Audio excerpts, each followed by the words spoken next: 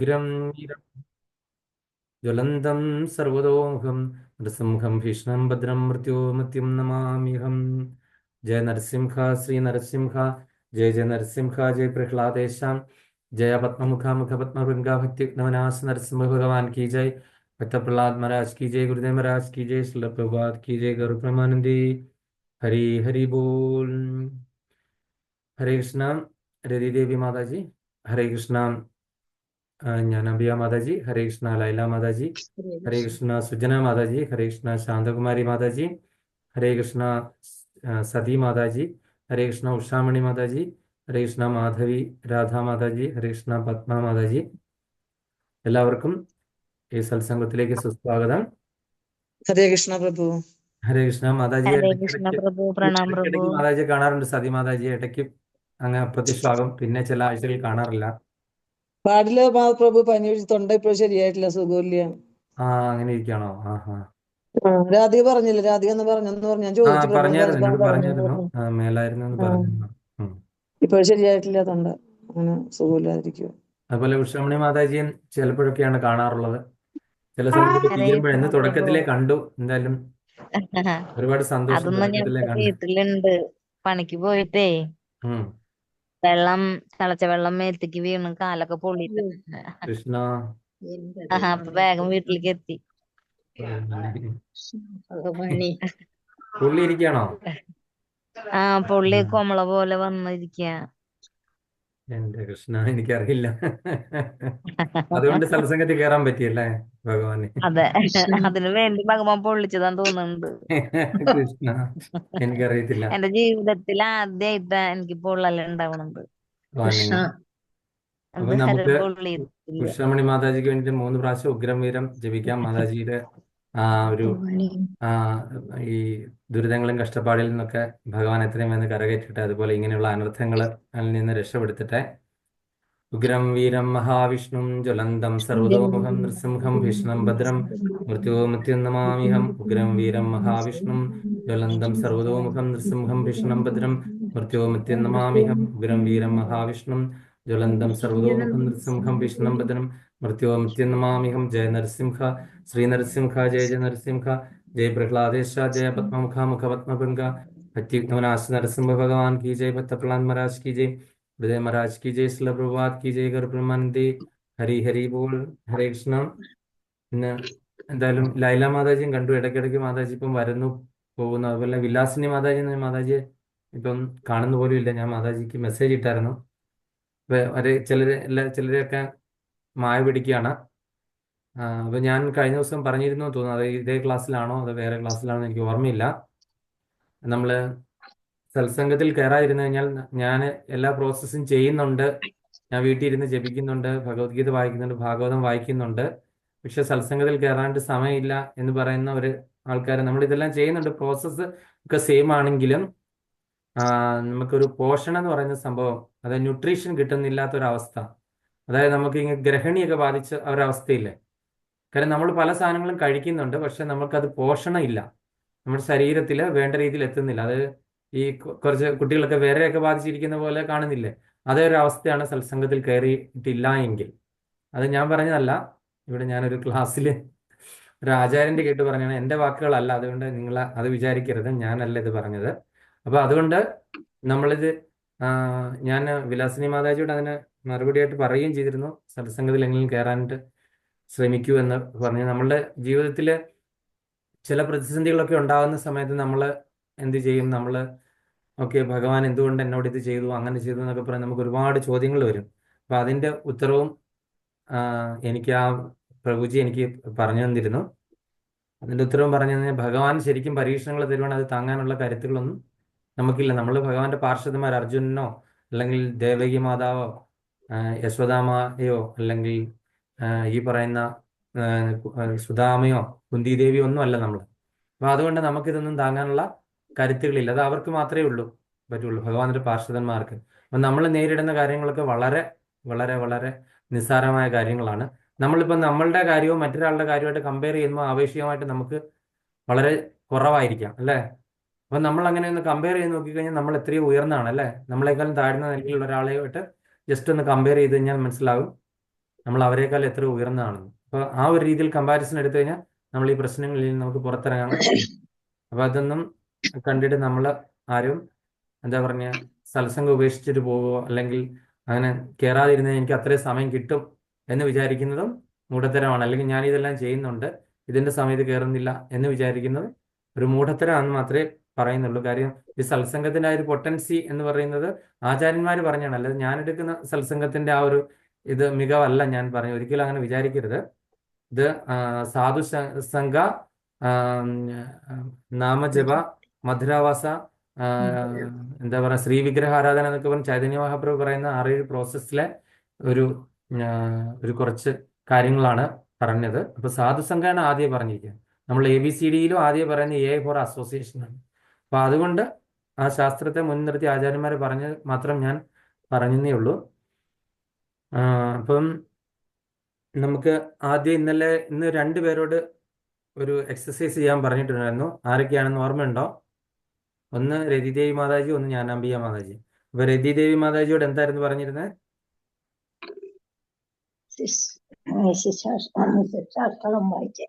ശിഷ്ടാഷ്ടകം. മാതാജി തുടങ്ങിക്കോളൂ. ശിഷ്ടാഷ്ടകം നമ്മൾ കാര്യം ഒരാഴ്ചയിൽ ഇതൊന്ന് ജസ്റ്റ് ടച്ച് ചെയ്ത് പോയെങ്കിൽ നിങ്ങൾക്ക് ശിഷ്ടാഷ്ടകം ബൈഹേർട്ട് ആക്കുക എന്നുള്ള ഒരു ഉദ്ദേശത്തോടു കൂടിയാണ് ഞാനിത് ഈ ഒരു ടോപ്പിക്ക് വെച്ചത്. അപ്പൊ എല്ലാവർക്കും മാറി മാറി ഓരോ ഒരു ചാൻസ് ഉണ്ട്. ശിഷ്ടാഷ്ടകം എല്ലാവരും കാണാതെ പഠിക്കേണ്ടതാണ്. അപ്പൊ അതുകൊണ്ട് അത് അതിൻ്റെ പ്രാക്ടീസ് ചെയ്യാനായിട്ടുള്ള ഒരു അവസരമാണത്. മാതാജി തുടങ്ങിക്കൊള്ളൂ. ഹരേ കൃഷ്ണ. ശ്രീ ശിക്ഷാഷ്ടകം. ചേതോദർപ്പണമാർജനം ഭവമഘ ദാവാഗ്നി നിർവാപണം ശ്രേയ കൈരവ ചന്ദ്രികാ വിതരണം വിദ്യാവധൂജീവനം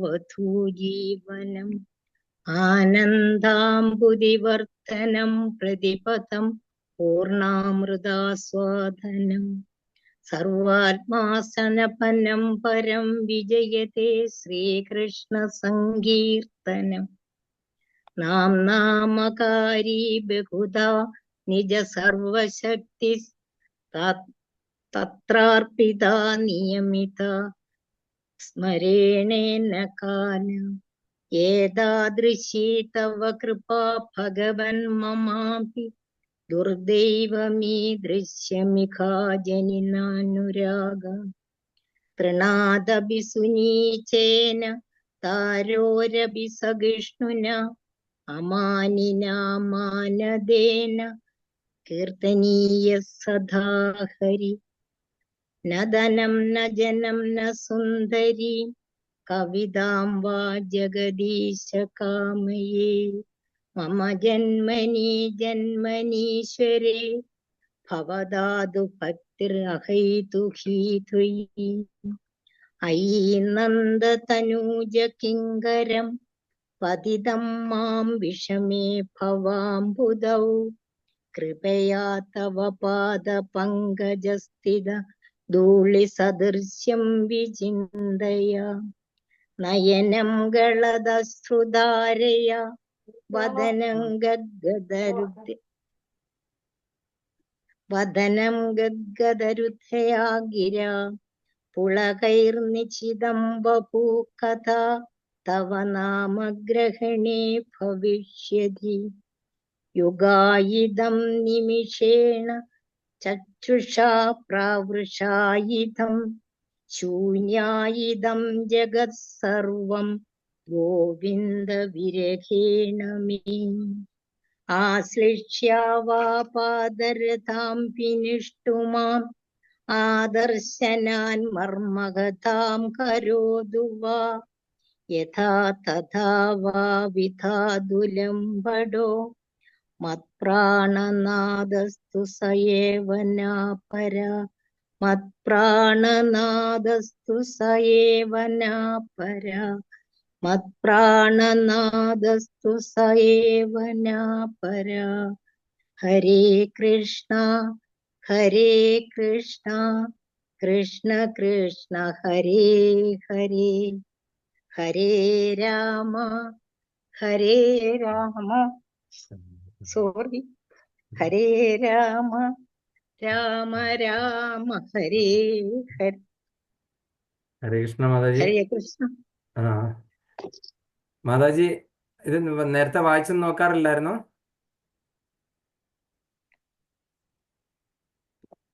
ഹരേ കൃഷ്ണ. എന്താ പറ്റി ഹരേ മാതാജി? കൃഷ്ണ. ഒന്നുമില്ല സോറി. ഇല്ല, കുഴപ്പമില്ല മാതാജി. ഇത് ശിക്ഷാഷ്ടകമാണ്. ശിക്ഷാഷ്ടകത്തിൻ്റെ അകത്ത് തന്നെ ഭഗവാൻ തന്നെ പറഞ്ഞിട്ടുണ്ട് അല്ലേ? എന്താണ്? നയനം ഗളതശ്രുതാരയ. മാതാജിക്ക് അത് ഉണ്ടായി അല്ലേ? നയനം ഗളതശ്രുതാരയ വദനം ഗദ്ഗദരുദ്ധയാഗിര പുളകൈർ നിജിതം വപുകഥ തവ നാമഗ്രഹണേ ഭവിഷ്യതി. അപ്പം ശിക്ഷാഷ്ടകം അതിന്റെ ആ ഒരു പൂർണ്ണമായിട്ടുള്ള ഇതിൽ ആസ്വദിച്ച് അല്ലെങ്കിൽ നിങ്ങൾ അത് നല്ല ആചാര്യന്മാർ പാടുന്ന ഇതുണ്ട്. അത് യൂട്യൂബിൽ ഇട്ട് കേട്ടിട്ട് അതിനൊപ്പം നമ്മൾ ഈ ലിറിക്സ് വായിക്കണം. അങ്ങനെയാണെങ്കിൽ പെട്ടെന്ന് നമുക്ക് പഠിക്കാൻ പറ്റും. ഇതിൻ്റെ ലിറിക്സിലെ ചില അപാകതകൾ നമുക്ക് പരിഹരിച്ച് എടുക്കാൻ പറ്റും. ട്യൂണൊക്കെ ഞാനൊക്കെ എത്രയോ തലകുത്തി ജന്മങ്ങൾ തപസ് ചെയ്താലും അത് ഒക്കത്തില്ലെങ്കിലും നിങ്ങൾക്ക് പലർക്കും നല്ല ട്യൂണുള്ളവരാണ്. അപ്പോൾ അത് യൂട്യൂബിൽ കേട്ടത് അതിൻ്റെ കൂടെ നമ്മൾ ലിറിക്സ് വായിച്ച് പഠിക്കുകയാണെങ്കിൽ എത്രയും പെട്ടെന്ന് അത് പഠിക്കാൻ പറ്റും. അപ്പോൾ അതുകൊണ്ട് അടുത്ത ഇനി നമുക്ക് മൈക്ക് ജ്ഞാനാംബിക മാതാജിക്ക് കൈമാറാം. Mataji mike on ആക്കിയോളൂ.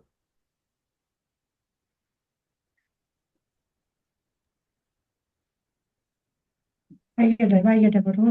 ഉം. വായിക്കട്ടെ. 10 നാമാപരാധങ്ങൾ. തിരുനാമം ജപിക്കുമ്പോൾ ഒഴിവാക്കേണ്ട 10 അപരാധങ്ങൾ. ഭഗവത് നാമ പ്രചരണത്തിനായി സ്വജീവിതം സമർപ്പിച്ച ഭക്തന്മാരെ നിന്ദിക്കുന്നത്. 2. ബ്രഹ്മാവ്, ശിവൻ തുടങ്ങിയ ദേവന്മാരുടെ നാമങ്ങളെ വിഷ്ണുവിന്റെ നാമങ്ങൾക്ക് തുല്യമായോ സ്വതന്ത്രമായോ കരുതുന്നത്. 3. ആത്മീയ ഗുരുവിന്റെ ആജ്ഞകൾ അനുസരിക്കാതിരിക്കുന്നത്. 4. വേദശാസ്ത്രങ്ങളെയും അവയിൽ അധിഷ്ഠിതമായ വൈദിക സാഹിത്യങ്ങളെയും നിന്ദിക്കുന്നത്. 5. ഹരേ കൃഷ്ണ മഹാമന്ത്ര മാഹാത്മ്യങ്ങളെ ഭാവനയായി കരുതുന്നത്. 6. ഭഗവാന്റെ ദിവ്യനാമങ്ങൾക്ക് ഭൗതിക വ്യാഖ്യാനം നൽകുന്നത്. 7. ഭഗവാന്റെ ദിവ്യനാമങ്ങൾ ജപിക്കുന്നതിന്റെ ബലത്തിൽ പാപം ചെയ്യുന്നത്. 8. ഹരേ കൃഷ്ണ മഹാമന്ത്ര ജപത്തെ വേദങ്ങളിലെ ഫലോദിഷ്ട കർമ്മങ്ങളിലെ ഒരു മംഗളകരമായ ചടങ്ങായി കരുതുന്നത്. 9. അവിശ്വാസിയായ ഒരു വ്യക്തിയോട് ദിവ്യനാമത്തിന്റെ മാഹാത്മ്യങ്ങൾ പറയുന്നത്. 10. ദിവ്യനാമ മാഹാത്മ്യങ്ങൾ മനസ്സിലാക്കിയിട്ടും പൂർണ്ണ വിശ്വാസമില്ലാതെ വീണ്ടും ഭൗതിക ആസക്തി പുലർത്തുന്നതും അശ്രദ്ധമായി നാമം ജപിക്കുന്നതും അപരാധമാണ്. തന്നെ ഒരു വൈഷ്ണവൻ എന്ന് അവകാശപ്പെടുന്ന ഓരോ ഭക്തരും അഭിലഷിക്കുന്ന കൃഷ്ണപ്രേമം എന്ന പരമോന്നത ലക്ഷ്യം നേടുന്നതിനായി ഈ 10 അപരാധങ്ങളും ഒഴിവാക്കേണ്ടതാണ്. വാഞ്ചാകൽപിത രൂപശ്ച കൃപാസിന്ധുഭ്യവച പതിതാനാം പാവനേഭ്യോ വൈഷ്ണവേഭ്യോ നമോ. ഹരേ കൃഷ്ണ. അപ്പോൾ ഈ 10 അപരാധങ്ങൾ നിങ്ങൾ വായിച്ചാൽ മാത്രം പോരാ, നമ്മളത് ഏതൊക്കെ നമുക്ക് എത്ര എണ്ണം പ്രാബല്യത്തിൽ വരുത്താം. ഓരോരോ പ്രോഗ്രസ് മുന്നോട്ട് പോകും തോറും, സമയം മുന്നോട്ട് പോകും തോറും നമ്മൾക്കിതിലെ പൂർണ്ണമായിട്ടും 10 എണ്ണം നമ്മൾ ചെയ്തു കഴിഞ്ഞാൽ അതിനകത്തുനിന്ന് ലീക്ക് ഉണ്ടാകത്തില്ല അല്ലേ? ഇപ്പം നമ്മൾ ചെയ്തുകൊണ്ടിരിക്കുന്ന നാമജപത്തിന്റെ ആ എഫക്റ്റുകളൊക്കെ എന്താണ് ലീക്കായി വന്നുകൊണ്ടിരിക്കുകയാണ് അല്ലേ? പല ശബ്ദങ്ങൾ കേൾക്കുന്നു, പല സ്ഥലത്തേക്ക് ശ്രദ്ധ പോകുന്നു. അതിൻ്റെ ഇടയ്ക്ക് നമ്മൾ അത് പാപകർമ്മങ്ങളെ പറ്റി ചിന്തിക്കുന്നു, മനസ്സ് വ്യതിചലിച്ച് പോകുന്നു. എല്ലാം മനസ്സാണ് പ്രശ്നക്കാരൻ അല്ലേ? മനസ്സിനെ നിയന്ത്രിക്കാൻ പറ്റുന്നില്ല. അപ്പം അതാണ്. പിന്നെ ഭൗതികമായിട്ടുള്ള ഒരുപാട് ആഗ്രഹങ്ങൾ വെച്ച് പുലർത്തുന്നത്, അങ്ങനെ ഒരുപാട് കാര്യങ്ങളുണ്ട്. അതിനകത്ത് പറഞ്ഞിരിക്കുന്ന കാര്യങ്ങളെല്ലാം വീണ്ടും വായിച്ചു നോക്കുക.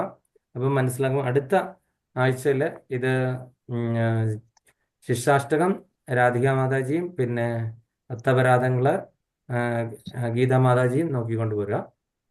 അടുത്ത ആഴ്ച ഹരേ കൃഷ്ണ പ്രഭു. അടുത്ത ആഴ്ച ഞാൻ നാട്ടില് പോവാ പ്രഭു. ഹരേ കൃഷ്ണ മാതാജി ഇപ്പൊ നാട്ടിലാണല്ലോ അല്ലേ? നാട്ടിലല്ല, ഞാൻ ബാംഗ്ലൂരാണ് അപ്പൊ. അല്ല, ഇനി വീണ്ടും ഇപ്പൊ നാട്ടിൽ നിന്നല്ലേ തിരിച്ചു പോന്നേ? അല്ല, ഞാൻ ഈ കഴിഞ്ഞ ആഴ്ചയെല്ലാം കണ്ട് നാട്ടിലായിരുന്നെന്ന് പറഞ്ഞിരുന്നല്ലോ. അല്ല, ഞാനത് മോനെ കൊണ്ട് ഡോക്ടറെ അടുത്ത് പോകണമെന്നല്ലേ പറഞ്ഞ പ്രഭു. അങ്ങനെയായിരുന്നു. ശരിയാ. അതിന് മുൻപേ ആയിരുന്നു ഒരു ദിവസം നാട്ടിലായിരുന്നു അല്ലേ? ഹരേ കൃഷ്ണ മാതാജി. ഹരേ കൃഷ്ണ. ഒരുപാട് നാളായി മാതാജി കണ്ടിട്ട്. ഹരേ കൃഷ്ണ.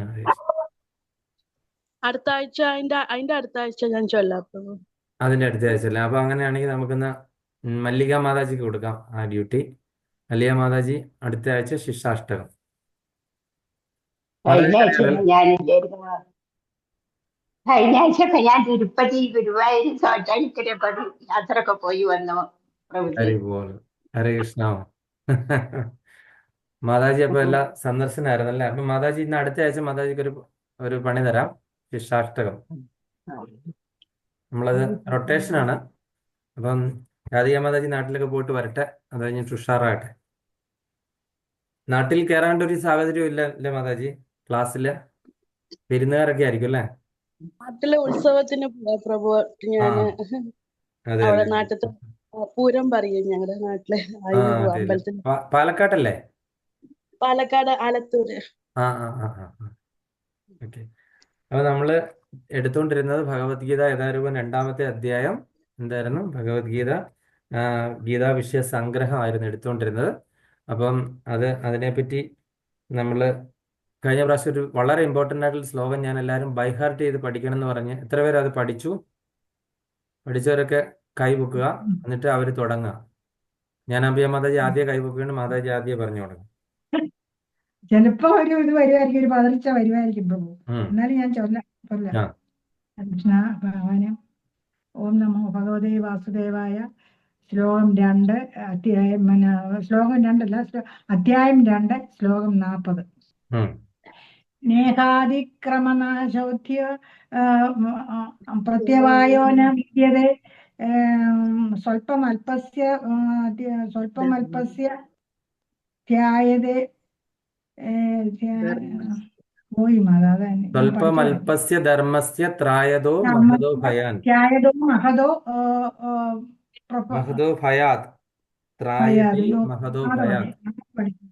കാണാതെ പഠിച്ചതാ, ഇപ്പോഴും അറിയാം, പക്ഷെ പെട്ടെന്ന് പറ്റുന്നില്ല അല്ലേ രതിദേവി മാതാജി? കുഴപ്പമില്ല. ചില അയ്യോ എനിക്കും അത്രയും കാണാതെ അറിയില്ല. ഗീതാ മാതാജി? മറന്നു. ഞാൻ പകല് മുഴുവൻ പാടിക്കൊണ്ടാണ് സത്യമായോ ന വിദ്യതേ സ്വല്പമൽപസ്യ ധർമ്മസ്യ ധർമ്മസ്യ ത്രായതേ മഹതോ മഹതോ ഭയാത്. ഭയാത്. ചിലപ്പോൾ വിട്ടുപോയി, ഞാൻ ഗീതാ പഠിച്ചതാ. മാതാജി പഠിച്ചോ? ഇല്ല, ഓർമ്മയില്ല, കേക്കത്തില്ല. മാതാജി മ്യൂട്ടായി പോയി.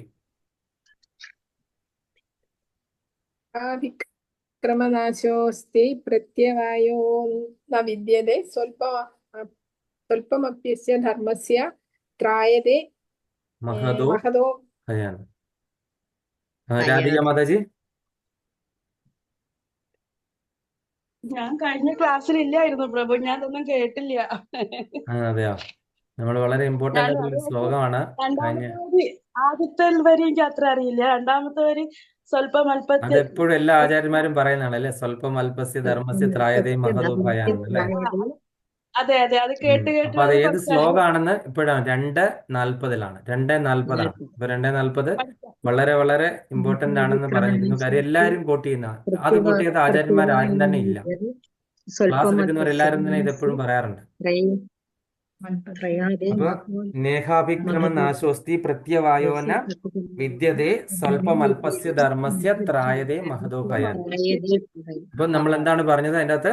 അതായത് നമ്മള് എന്താണ് ഇങ്ങനെയൊക്കെയുള്ള ഈ ഒരു ജീവിതത്തിൽ നമ്മൾ എന്ത് ചെയ്യണം? നമ്മൾ സ്വല്പം അല്പമെങ്കിലും ഭഗവാന് വേണ്ടിയിട്ട് ചെയ്തു കഴിഞ്ഞാൽ അത് മഹത് ഭയത്തിൽ നിന്ന് നമ്മളെ രക്ഷപ്പെടുത്തും.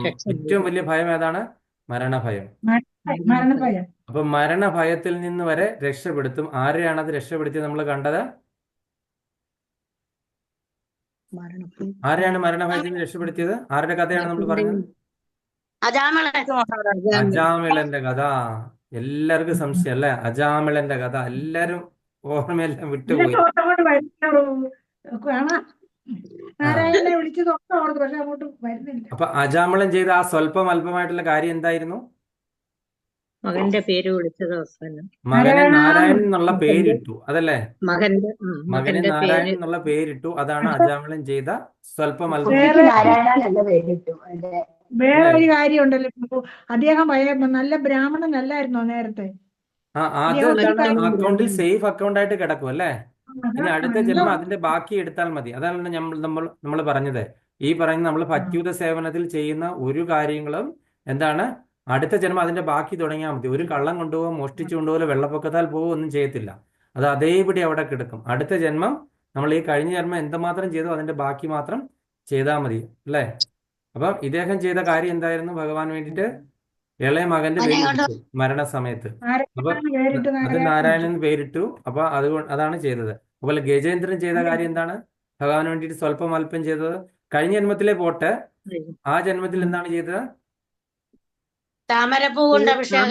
ഒരു താമരപ്പൂ എടുത്ത് ഭഗവാന് അഭിഷേകം ചെയ്തു. സുദാമ ചെയ്തത് എന്താണ്? സുധാമ ചെയ്തത് എപ്പോഴും നാമം ജപിക്കുന്നു. സുദാമാവ് കല്ലും മണ്ണും ഒക്കെ നിറഞ്ഞ ഈ പഴനിയിലേക്ക് ഒരു പൊതി അവലാണ് കൊടുത്തത് അല്ലേ? അതുവരെ അവലെന്ന് പറഞ്ഞൊരു സാധനം ഭഗവാൻ ഇഷ്ടമല്ലായിരുന്നു. ഭഗവാൻ കദളിപ്പഴം, വെണ്ണ കക്കുന്ന കള്ളൻ, വെണ്ണയൊക്കെ കഴിച്ചുകൊണ്ടിരുന്ന ഭഗവാൻ അന്നത്തെ ദിവസം മുതൽ എന്ത് ചെയ്തു? ഭഗവാന്റെ പ്രിയം അവലിനോടായി അല്ലേ? അതെ. ആ ഒരു ഭക്തന് വേണ്ടിയിട്ട് ഭഗവാൻ പ്രിയം മാറ്റി വെച്ച് അവലിനോട് പ്രിയമാക്കി മാറ്റി അല്ലേ? കാര്യം എന്താണ്? ഒരു ഭക്തൻ കൊണ്ടുവന്നാണ് അല്ലേ? ഭഗവാൻ അതിന്റെ കല്ലും മണ്ണും ഒക്കെയാണ് കണ്ടത്. ഭഗവാൻ അത് എന്താണ്?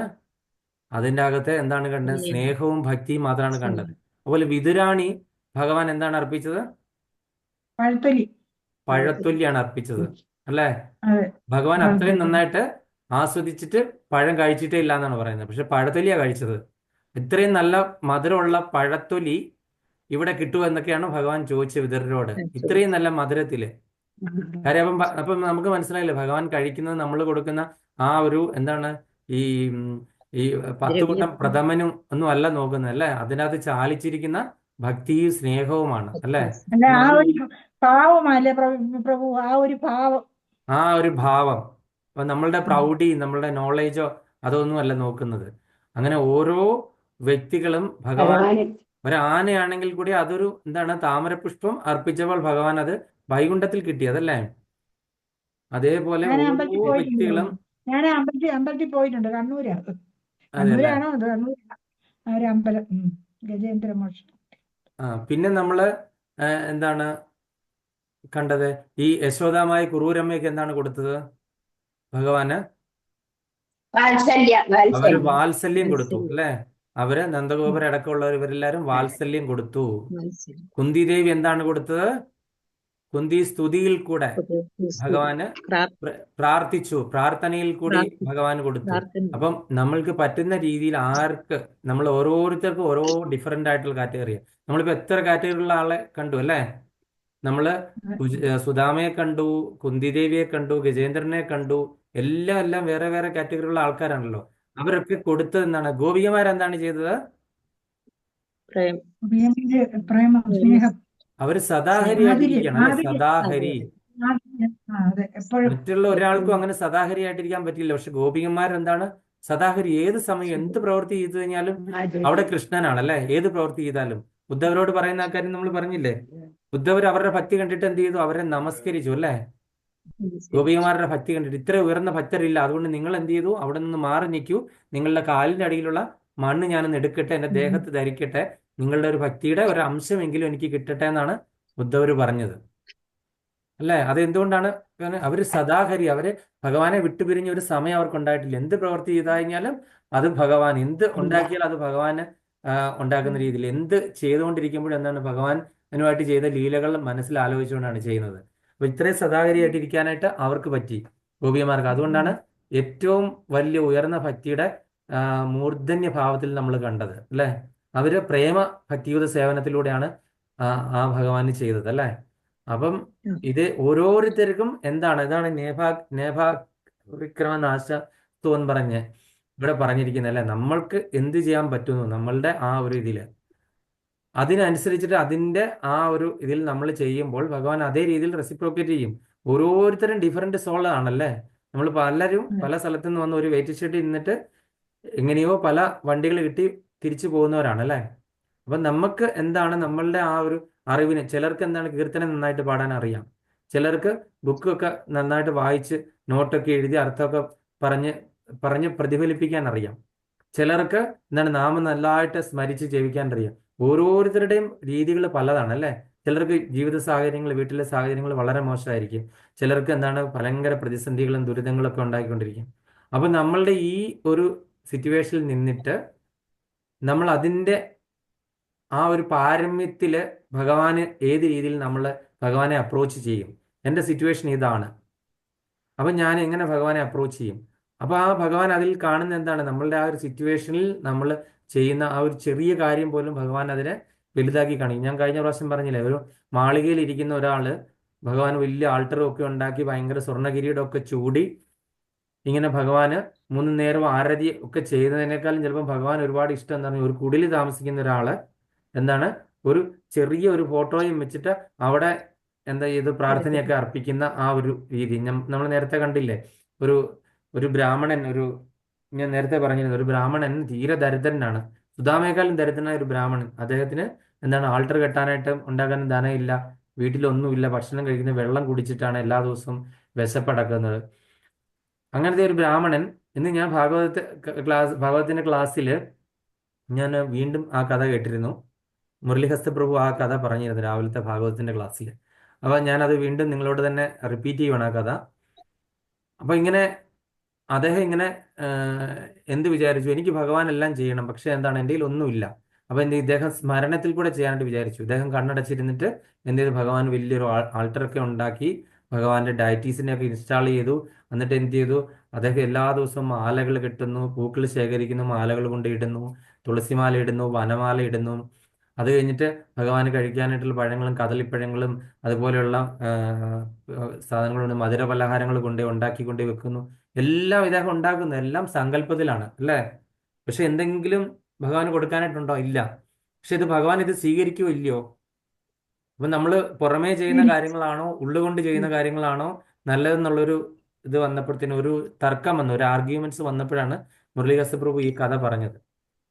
അപ്പം നമ്മൾ പുറമേ ചെയ്യുന്ന കാര്യങ്ങൾ, നമ്മൾ ഈ കാര്യങ്ങളൊക്കെ ചെയ്തിട്ട് നമ്മളുടെ മനസ്സ് അവിടെ അല്ല എങ്കിൽ നമ്മൾ ഈ ചെയ്ത് ഭഗവാൻ സ്വീകരിക്കുമോ? സാധാരണ ഞാൻ ചെയ്യുന്ന പോലെ ഞാൻ ഈ കാര്യങ്ങളൊക്കെ ചെയ്യും, പക്ഷെ എൻ്റെ മനസ്സ് വേറെ സ്ഥലത്തേക്ക് പോകും. അപ്പോൾ ഭഗവാൻ അതിന്റെ എത്ര ശതമാനമായിരിക്കും സ്വീകരിക്കുന്നത്? സ്വീകരിക്കാതിരിക്കത്തില്ല ഭഗവാൻ എന്തായാലും. നമ്മൾ തുളസിയില ഇട്ട് കഴിഞ്ഞാൽ തുളസിയിലയുടെ മഹാത്മ്യം കൊണ്ട് ഭഗവാൻ നമ്മൾ കഴിക്കുന്ന നിവേദ്യങ്ങളൊക്കെ സ്വീകരിക്കും. പക്ഷെ നമ്മളുടെ ഹൃദയം അവിടെ നമ്മൾ അർപ്പിക്കുന്നുണ്ടോ? ഹൃദയം അവിടെ ഇല്ല. അതിനിടയ്ക്ക് വേറെ ഓഫീസിലെ കാര്യങ്ങളോ വേറെ എന്തെങ്കിലുമൊക്കെ കാര്യങ്ങൾ ആലോചിച്ചു പോകും അറിയാതെ. അപ്പൊ അതിൽ അതിന്റെ പൊട്ടൻസി വരുന്നുണ്ടോ? ഇല്ല. അപ്പോൾ ഈ ഇതൊന്നുമില്ലാത്ത ഒരു ചെറിയൊരു സാഹചര്യത്തിൽ ഒരാൾ ഒരു ഫോട്ടോയും വെച്ച് ഒരു തിരി കത്തിക്കാനായിട്ട് പൈസ പോലും ഇല്ല. അപ്പൊ അദ്ദേഹത്തിന്റെ കഴിവിന്റെ പരമാവധി അദ്ദേഹം ചെയ്യുന്നതാണോ, എല്ലാ സൗകര്യങ്ങളിലും ഉള്ള ഒരാൾ ചെയ്യുന്നതാണോ ഭഗവാൻ കൂടുതൽ ഇഷ്ടം? ഭഗവാൻ കൂടുതൽ ഏറ്റവും പ്രതിസന്ധികളിൽ, ആ പ്രതിസന്ധികളിൽ നമുക്ക് ചെയ്യാൻ പറ്റുന്ന ഒരു ചെറിയ കാര്യം പോലും ഭഗവാനെ അതിനെ വലുതായിട്ട് കാണുന്നു എന്നുള്ളതാണ്. അപ്പൊ എന്നിട്ട് ഇദ്ദേഹം എന്ത് ചെയ്തു, ഇദ്ദേഹം ഇതെല്ലാം ചെയ്തു കഴിഞ്ഞിട്ട് ഇദ്ദേഹം പിന്നെ എന്ത് ചെയ്തു, ഇന്ന് ഞാനൊരു കാര്യം ചെയ്യാം, ഒരു പായസമൊക്കെ ഉണ്ടാക്കി നിവേദ്യം കൊടുക്കാം എന്നൊക്കെ വിചാരിച്ച് എല്ലാ സാധനങ്ങളും ശർക്കര അതെല്ലാം വെച്ച് പായസമൊക്കെ ഉണ്ടാക്കി, ഈ ഭഗവാൻ കഴിക്കാനായിട്ട് തിരക്കായി കാണുമല്ലോ, ഞാനിത് വേഗം പായസം കൊടുത്തേക്കാന്ന് പറഞ്ഞ് പായസം വിളമ്പി അങ്ങോട്ട് കൊടുത്തു കഴിഞ്ഞ് കഴിഞ്ഞപ്പോഴത്തേന് ഞാൻ കൊടുക്കുകയും ചെയ്തു. പക്ഷെ അതിന് ചൂടല്ല, ഞാൻ ചൂടാറിക്കാതെയാണല്ലോ ഭഗവാൻ കൊടുത്ത്. ഇത് ചൂടുണ്ടോ എന്ന് നോക്കാനായിട്ട് ഒന്ന് തൊട്ട് നോക്കി കൈ. കാര്യം സങ്കല്പത്തിലാണ്, മനസ്സിൽ കൂടെയാണ് നിവേദിക്കുന്നത്. കൈ തൊട്ട് നോക്കി അദ്ദേഹത്തിന്റെ കൈ പൊള്ളി. എന്തോ മാനസപൂജ. മാനസപൂജ. അപ്പം ഇദ്ദേഹത്തിന്റെ കൈ ഇട്ട് നോക്കുക, അദ്ദേഹത്തിന്റെ കൈ പൊള്ളുക, ഫിസിക്കലായിട്ട് കൈ പൊള്ളി. കാര്യം ചെയ്തതെല്ലാം മനസ്സിൽ കൂടെയാണ് ചെയ്തത്. പക്ഷെ കൈ പൊള്ളിയത് എന്താണ്, ഫിസിക്കലി കൈ പൊള്ളി. കൈയുടെ നിറം മാറി, കൈ ഇങ്ങനെ തടിച്ചു വീങ്ങി വന്നു. ഇതേ സമയത്ത് വൈകുണ്ഠത്തിൽ നിന്ന് ലക്ഷ്മി ദേവി ചോദിച്ചു, ഭഗവാൻ ഇതിനെ എന്തായിട്ട് എടുക്കുന്നു എന്ന്. ഭഗവാൻ പറഞ്ഞു, ഞാനിതിനെ ശരിയായിട്ട് തന്നെ എടുക്കുന്നു, ശരിയായിട്ടുള്ള രീതിയിലുള്ള എനിക്കുള്ള ആത്മസമർപ്പണമായിട്ട് ഞാൻ ഇതിനെ എടുക്കുന്നു എന്ന് പറഞ്ഞ് അദ്ദേഹത്തെ നേരെ വൈകുണ്ഠത്തിലേക്ക് കൊണ്ടുവന്നു. എപ്പോൾ ഇദ്ദേഹത്തിന്റെ കൈ ഫിസിക്കലി പൊള്ളിയോ അപ്പം ഭഗവാൻ അദ്ദേഹത്തിനെ നേരെ വൈകുണ്ഠത്തിലേക്ക് കൊണ്ടുവന്നു. അപ്പം ആ ഒരു കഥയിൽ നമുക്ക് എന്താണ് മനസ്സിലാകുന്നത്? നമ്മൾ ഈ പറയുന്ന വലിയ ഒപ്പുലൻസസിലല്ല കാര്യം. ഭഗവാൻ എന്താണ്, നമ്മളുടെ ഭക്തിയും ഭാവവും മാത്രമാണ് ഉൾക്കൊള്ളുന്നത്. പക്ഷെ നമ്മൾ മറ്റേതൊക്കെ ചെയ്യുന്ന എന്താണ്, വിധിഭക്തി എന്ന് പറയുന്നത്. നമുക്ക് ആ ഒരു ലെവലിലല്ല, നമ്മളെല്ലാം അതിലൊക്കെ ഒരുപാട് താഴെയാണ്. അതുകൊണ്ട് നമുക്ക് വിധിഭക്തി, ആചാര്യന്മാർ പറഞ്ഞ രീതിയിൽ വിധിഭക്തി പ്രാക്ടീസ് ചെയ്ത് ആ ഒരു സ്റ്റേജിലേക്ക് എത്തിച്ചേരാനേ സാധിക്കുകയുള്ളൂ.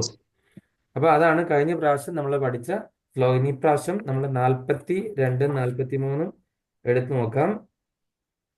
ഭഗവത്ഗീത യഥാരൂപം അധ്യായം 2, ഗീതാവിഷയ സംഗ്രഹം, ശ്ലോകം 42. യാമി മാം പുഷ്പിതാം വാചം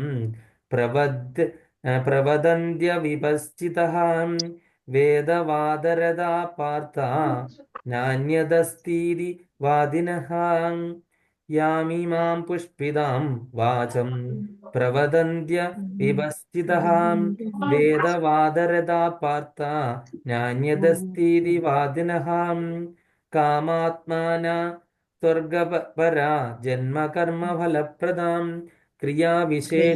വിശേഷ ബഹുലാം ഭോഗൈശ്വര്യഗതിം പ്രതീം കാമാത്മന സ്വർഗപരാ ജന്മകർമ്മഫലപ്രദാം ക്രിയാവിശേഷ ബഹുലാം ഭോഗൈശ്വര്യഗതിം പ്രതി. ഹരേ കൃഷ്ണ. രതിദേവി മാതാജി. ഹരേ കൃഷ്ണ. യാമിമാം പുഷ്പിതാം വാചാം പ്രവദന്ത്യ വിപജ്ജിതാം വേദവാദരഥാ പാർത്ഥ ഞാൻ ദദസ്തദീവാധിനാം കാമാത്മാനാ സ്വർഗപരാ ജന്മകർമ്മഫലപ്രദാം ക്രിയാവിശേഷ ബഹുലാം ഭോഗൈശ്വര്യഗതിം പ്രതീം. ഹരേ കൃഷ്ണ.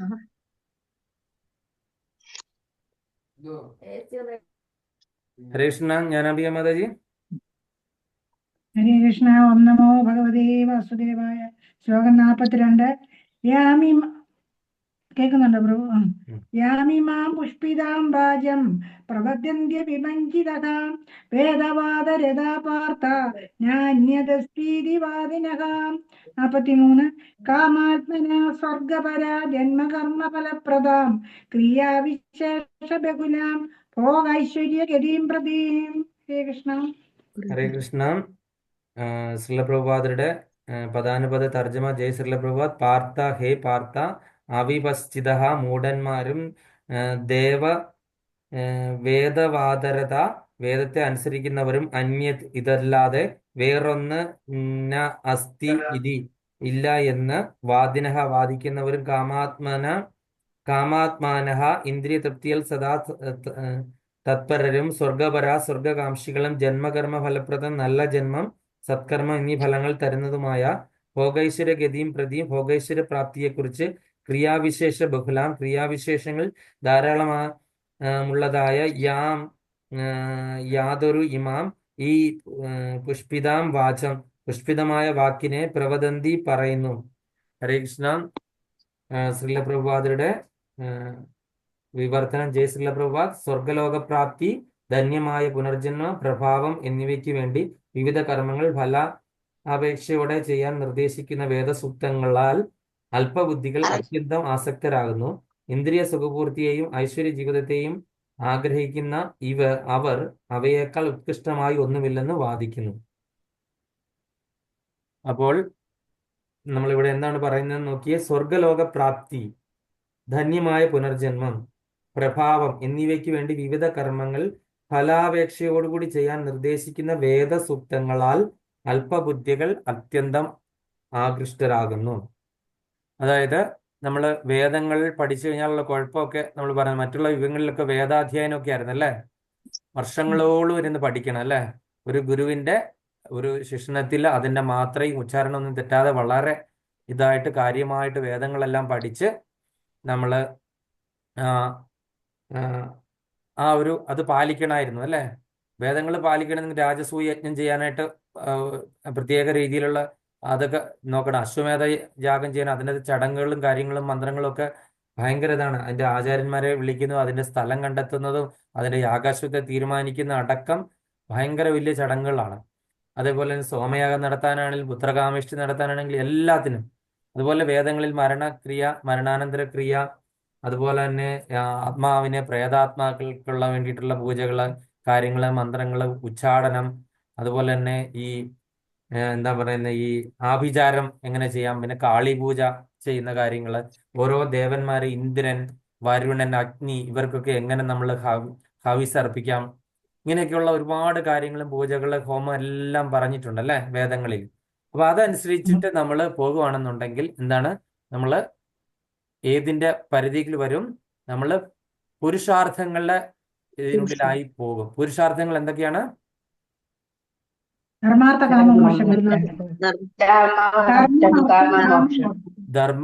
കാമ മോക്ഷം. അല്ലെങ്കിൽ ഈ ധർമ്മ അർത്ഥ കാമ മോക്ഷങ്ങൾക്ക് വേണ്ടിയിട്ട് മാത്രം നമ്മൾ ജീവിക്കേണ്ടി വരും. ധർമ്മ അർത്ഥ കാമ മോക്ഷം എന്ന് പറഞ്ഞു കഴിഞ്ഞാൽ അത് എന്താണ്, ഒരു പ്രോസസ്സാണ്, ഒരു മെക്കാനിക്കലി ഒരു പ്രോസസ്സാണ് അല്ലേ.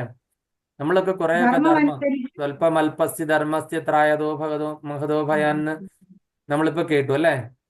നമ്മൾ ആ ധർമ്മസ്യ സ്വല്പമൽപസ്യ ധർമ്മസ്യ നമ്മളൊരു ധർമ്മത്തെ പറ്റി ഇവിടെ കേട്ടു. പിന്നെ വേറെന്താണ്, ധർമ്മസ്തു സാക്ഷാത് ഭഗവത് പ്രണീത് എന്ന് കേട്ടു. പിന്നെ ധർമ്മോ രക്ഷതി രക്ഷിതഃ എന്ന് കേട്ടു അല്ലേ.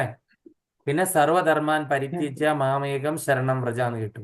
ഇതെല്ലാം ധർമ്മമാണ്. അപ്പൊ എന്താണ് ധർമ്മം? ഞാൻ ധർമ്മത്തെ പറ്റിയിട്ടുള്ള കറക്റ്റ് ആയിട്ടുള്ള ഒരു ഡെഫിനീഷൻ ഞാൻ ചോദിച്ച പ്രഭുജിത്ത് മനോഹർ ഗൗരദാസ് പ്രഭുജി എനിക്ക് അയച്ചു തന്നെ ഞാൻ നിങ്ങൾക്ക് ഷെയർ ചെയ്യാം. ഞാൻ ഇതുവരെ ഷെയർ ചെയ്യാനായിട്ട് പറ്റിയില്ല. അപ്പൊ അത് ഞാൻ ഷെയർ ചെയ്യാം, അത് നിങ്ങൾ വായിച്ചു നോക്കിക്കോളൂ. അപ്പൊ ഈ ധർമ്മം നമ്മൾ ഒരുപാട് തരത്തിലുള്ള ധർമ്മങ്ങളുണ്ടല്ലേ. അപ്പൊ നമ്മൾ അനുഷ്ഠിക്കേണ്ട ധർമ്മം എന്താണ്? നമുക്ക് ഓരോരുത്തർക്കും അവരുടേതായ ധർമ്മം ഉണ്ടല്ലേ. ക്ഷത്രിയന് ക്ഷത്രിയൻ്റെതായ ധർമ്മമുണ്ട്, വൈശ്യന് വൈശ്യൻ്റെതായുള്ള ധർമ്മമുണ്ട്. നമ്മൾ ഓരോ പൊസിഷനിൽ ഇരിക്കുമ്പോൾ അതിൻ്റെ പിതാവ് എന്നുള്ളൊരു ധർമ്മമുണ്ട്, പുത്രനൊരു ധർമ്മമുണ്ട്, ഭർത്താവിനൊരു ധർമ്മമുണ്ട്, ഭാര്യയ്ക്ക് ഒരു ധർമ്മമുണ്ട്. ഇങ്ങനെ ഒരുപാട് ധർമ്മങ്ങളിൽ നമ്മൾ ഇങ്ങനെ പെട്ടിരിക്കുവാണല്ലോ അല്ലെ. അധർമ്മം എന്ന് പറഞ്ഞു കഴിഞ്ഞാൽ എന്താണ്? ഭഗവാൻ ഇഷ്ടപ്പെടാത്ത ഇതിനെയൊക്കെ നമ്മൾ അധർമ്മം എന്ന് പറയുന്നത് അല്ലെ. ധർമ്മസ്തു സാക്ഷാത് ഭഗവത്. പിന്നെ നമ്മൾ ധർമ്മത്തെ രക്ഷിക്കുകയാണെങ്കിൽ ധർമ്മം നമ്മളെ രക്ഷിക്കും. അതെന്നാണ് ഭഗവാൻ ധർമ്മത്തെ പുനരുദ്ധാരണം ചെയ്യാനായിട്ട് ഭഗവാൻ അവതരിക്കും അല്ലേ. ഭഗവാൻ പറഞ്ഞിട്ടുണ്ടല്ലോ അല്ലെ. എങ്ങനെയാണ് ആ ശ്ലോകം ഏതായിരുന്നു? 6-7 4-ാമത്തെ അധ്യായത്തിലെ യഥാ യഥാ ഹി ധർമ്മസ്യ ഗ്ലാനിർഭവതി ഭാരത അഭ്യുത്ഥാനം അധർമ്മസ്യ തദാത്മാനം സൃജാമിഹം പരിത്രാണായ സാധൂനാം വിനാശായ ചതുഷ്കൃതാം ധർമ്മ സംസ്ഥാപനാർത്ഥായ സംഭവാമി യുഗേ യുഗേ. അതായത് അപ്പൊ ധർമ്മത്തിന് എപ്പോൾ നാശം സംഭവിക്കുന്നു, അധർമ്മം എപ്പോൾ തഴച്ചു വളരുന്നു, അപ്പൊ ധർമ്മത്തെ പുനഃസ്ഥാപിക്കാനായിട്ട് ഞാൻ അവതരിക്കുന്നു അല്ലേ. അപ്പൊ ഭഗവാൻ എന്തിനാണ് അവതരിക്കുന്നത് എന്നുള്ളതിന്റെ കാര്യം അവിടെ പറഞ്ഞിട്ടില്ല, ധർമ്മത്തെ പുനഃസ്ഥാപിക്കാനായിട്ട്. അപ്പൊ നമ്മളിപ്പോ ധർമ്മത്തെ പറ്റി കുറേ ഡെഫിനിഷൻസ് കണ്ടു കഴിഞ്ഞല്ലേ. അപ്പം പിന്നെ എന്താണ്? സർവധർമാൻ പരിത്യജ മാമേക ശരണം വിജ. നീ എല്ലാ ധർമ്മങ്ങളും പരിത്യജിച്ചിട്ട് എന്നിൽ മാത്രം ശരണം പ്രാപിക്കുകയാണെങ്കിൽ ഞാൻ നിന്റെ കാര്യമെല്ലാം നോക്കിക്കൊള്ളാമെന്ന് ഭഗവാൻ വാക്ക് പറഞ്ഞിട്ടുണ്ട് ഭഗവത്ഗീതയുടെ അവസാനം അല്ലേ. അപ്പൊ ഇതെല്ലാം ഇങ്ങനെയാണ് നമ്മൾ കൈവെടിയുന്നത്. ഇങ്ങനെ ഒരുപാട് ചോദ്യങ്ങൾ നമ്മുടെ മുൻപിൽ ഇങ്ങനെ ഉണ്ടല്ലേ. ഞാൻ സർവധർമ്മൻ പരിത്യജ ഭക്തിവർഷയിൽ ഒരു ക്ലാസ് തന്നെ എടുത്തിട്ടുള്ളായിരുന്നു. അതാരണം അതിലേക്ക് ഞാൻ ഇപ്പോൾ കൂടുതൽ പോകുന്നില്ല. അപ്പം ഇങ്ങനെ വേദങ്ങളിൽ പറഞ്ഞിട്ടുള്ള കാര്യങ്ങൾക്ക് വേണ്ടിയിട്ട് ധർമ്മം, അത് കഴിഞ്ഞിട്ട് പിന്നെ എന്താണ് അർത്ഥം? നമ്മൾ എന്താണ് സമ്പത്തിന് വേണ്ടിയിട്ട് കുറെ കാര്യങ്ങൾ ചെയ്യുന്നു അല്ലേ. നമ്മളെല്ലാം ജീവിക്കുന്നതും ജോലി ചെയ്യുന്നതും നമ്മൾ സമ്പത്തിന് വേണ്ടിയിട്ടാണ്, സമ്പത്തിന് ആഗ്രഹിച്ചുകൊണ്ടാണ് അല്ലേ. പിന്നെ അടുത്ത് എന്താണ്? കാമം, നമ്മളുടെ ആഗ്രഹപൂർത്തി. സമ്പത്ത് കിട്ടിക്കഴിഞ്ഞാൽ നമുക്ക് ആഗ്രഹപൂർത്തിയാണ്. ഒരു BMW കാറ് പോരാ, വീട്ടിലെ 3 മക്കളുടെ 3 മക്കൾക്കും ഓരോ കാറ്. അത് കഴിഞ്ഞിട്ട് പിന്നെ ഈ മാളിക പോരാ, അതുകൊണ്ട് ഞാൻ എന്താണ് ആ ഐലൻഡിൽ പോയി ഒരെണ്ണം അവിടെ ഒരെണ്ണം മേടിച്ചിട്ടേക്കാം, അല്ലെങ്കിൽ ദുബായിൽ ഇന്ന ഒരു സ്ഥലത്ത് പാം ഐലൻഡിൽ ഒരു ഫ്ലാറ്റ്. അങ്ങനെ പറഞ്ഞായി അങ്ങനെയായി അപ്പം എൻ്റെ ഒരു സുഹൃത്ത് ഒരു മെർസിഡസിലാണ് പോകുന്നത്, അപ്പൊ എനിക്കൊരു മെർസിഡസ് വേണം. അപ്പൊ അങ്ങനെ പറഞ്ഞിട്ട് അടുത്ത മോഹമായി, ആഗ്രഹമായി. ഇങ്ങനെ കാമത്തിന് വേണ്ടിയിട്ട് പോയി കഴിഞ്ഞാൽ ആ കാമപൂർത്തീകരണത്തിന് വേണ്ടിയിട്ട് മാത്രമാണ് നമ്മളുടെ ജീവിതം. ധർമ്മ അർത്ഥം കാമം, ഇനി അടുത്ത മോക്ഷം. അത് കഴിഞ്ഞിട്ട് എന്താണ്? കുറച്ചൊക്കെ മോക്ഷമൊക്കെ വേണം. മോക്ഷത്തിന് വേണ്ടി എന്താണ്? കുറെ പൂജാതി കർമ്മങ്ങളൊക്കെ ചെയ്യാം. ഒരു ബ്രാഹ്മണനെ വിളിച്ചു വരുത്തി കുറെ ഹോമങ്ങളൊക്കെ നടത്തി എനിക്ക് മോക്ഷത്തിനുള്ള മാർഗങ്ങളെ പറ്റിയൊക്കെ അന്വേഷിക്കണം. അങ്ങനെ വേണമെങ്കിൽ ഒരു അശ്വമേധം നടത്താം. പക്ഷെ കലിയുഗത്തിൽ അതൊക്കെ നടത്താനായിട്ട് സാധ്യമാണോ? അതിന് പറ്റിയ ആചാര്യന്മാരൊക്കെ ഉണ്ടോ? ഇല്ല. അപ്പൊ മോക്ഷം എന്ന് പറയുന്ന സാധനം കലിയുഗത്തില് അപ്രാപ്യമാണല്ലേ. അപ്പൊ പിന്നെ ഈ പുരുഷാർത്ഥങ്ങൾക്ക് വേണ്ടിയിട്ട് ഈ വേദങ്ങളിൽ പറഞ്ഞിരിക്കുന്ന കാര്യങ്ങൾ ചെയ്തിട്ട് എന്തെങ്കിലും കാര്യമുണ്ടോ? വേദങ്ങളിൽ പറഞ്ഞ കാര്യങ്ങളിൽ ഒന്നും തന്നെ നമുക്ക് എന്താണ് ഈ ധർമാർത്ഥം കാമം വരെ വന്നിരിക്കും. മോക്ഷം ഈ കലിയുഗത്തിൽ ആപ്ലിക്കബിൾ അല്ല. അപ്പൊ അങ്ങനെ അല്പബുദ്ധികളായിട്ടുള്ള ആൾക്കാരാണ് ഇതിന്റെ പുറകെ പോകുന്നത്, ഇതിൽ ആസക്തരാകുന്നതാണ് ഈ ശ്ലോകത്തിൽ പറയുന്നത്. അങ്ങനെ ഇന്ദ്രിയ സുഖപൂർത്തിയെയും ഐശ്വര്യ ജീവിതത്തെയും ആഗ്രഹിക്കുന്ന അവർ അവയേക്കാൾ ഉത്കൃഷ്ടമായി ഒന്നുമില്ലെന്ന് വാദിക്കുന്നു. അപ്പം ഇന്ദ്രിയ സുഖപൂർത്തിയെയും ഐശ്വര്യ ജീവിതത്തെയും ആഗ്രഹിക്കുന്നവർ, അപ്പൊ നമ്മള് വെറുതെ ഇന്ദ്രിയ തൃപ്തി മാത്രമാണ് നമ്മളുടെ ഉദ്ദേശം എന്നെങ്കിൽ കുറച്ച് ഐശ്വര്യം, പ്രൗഢിയും, അതായത് ജ്ഞാനാംബിക മാതാജി വക എന്നൊക്കെ പറഞ്ഞ് എവിടെയെങ്കിലുമൊക്കെ പേരടിക്കോ നോട്ടീസ് അടിക്കോ അതിൽ ഞാൻ ആനന്ദിക്കുന്നു എങ്കിൽ അങ്ങനെയുള്ള ആൾക്കാരാണ് കലിയുഗത്തിൽ കൂടുതലായിട്ടുള്ള. അവർ അതിന്റെ പൂർത്തിക്ക് ഇതിനു വേണ്ടിയിട്ട് നടക്കുന്നു. മോക്ഷപ്രാപ്തിയേക്കാൾ ഉപരി അവരുടെ ആഗ്രഹ പൂർത്തി, അല്ലെങ്കിൽ ഞാൻ ഈ ദാനങ്ങളൊക്കെ ചെയ്യുന്ന എന്താണ് 10 പേരെ അറിയാൻ വേണ്ടിയിട്ട് അല്ലെ, എൻ്റെ പേര് നോട്ടീസിൽ പേരടിച്ചു പറയും. നോട്ടീസിൽ പേര് വലിയ അക്ഷരത്തിൽ അടിച്ചു വരുവാണെന്നുണ്ടെങ്കിൽ ഞാൻ കൂടുതൽ നിങ്ങൾക്ക് പൈസ തന്നുകൊണ്ടിരിക്കാം, അല്ലെങ്കിൽ 10 പേര് കൂടുന്നിടത്ത് എന്നെ പറ്റി പുകഴ്ത്തി പറയാം, അല്ലേ? അങ്ങനെയാണെന്നുണ്ടെങ്കിൽ ഞാൻ എന്താണ് കൂടുതൽ സംഭാവന തരാം. ഇതാണ് നമ്മളുടെ ഉദ്ദേശമെങ്കിൽ എന്താണ് സംഭവിക്കുന്നത്? അതിനേക്കാൾ ഉത്കൃഷ്ടമായി യാതൊന്നും ഇല്ലെന്ന് അവർ വാദിക്കുന്നു, അവർ വാദിച്ച് ജയിക്കുന്നു. ഇതാണ് ഈ മറ്റുള്ള അദ്വൈത സിദ്ധാന്തികൾ, അദ്വൈതികൾ അടക്കമുള്ളവരെല്ലാവരും ഈ പുരുഷാർത്ഥങ്ങളുടെ പുറകെയാണ് പോകുന്നത്. പുരുഷാർത്ഥങ്ങൾ എവിടെ വരെയുള്ളൂ? ധർമാർത്ഥം കാമമോക്ഷം വരെയുള്ളൂ. അതിലപ്പുറത്തേക്ക് എന്താണ് ഈ ഭഗവാൻ എന്നുള്ളൊരു സങ്കല്പവും ഭക്തിയോ അങ്ങനെയുള്ള കാര്യങ്ങളൊന്നും അവർക്കില്ല. ഈ ഒരു സ്റ്റേജ് കൊണ്ട് അവരുടെ ഇതെല്ലാം തീർന്നിരിക്കുന്നു. അതിന്റെ ഭാവാർത്ഥം പത്മ മാതാജി എന്ന് വായിക്കാം.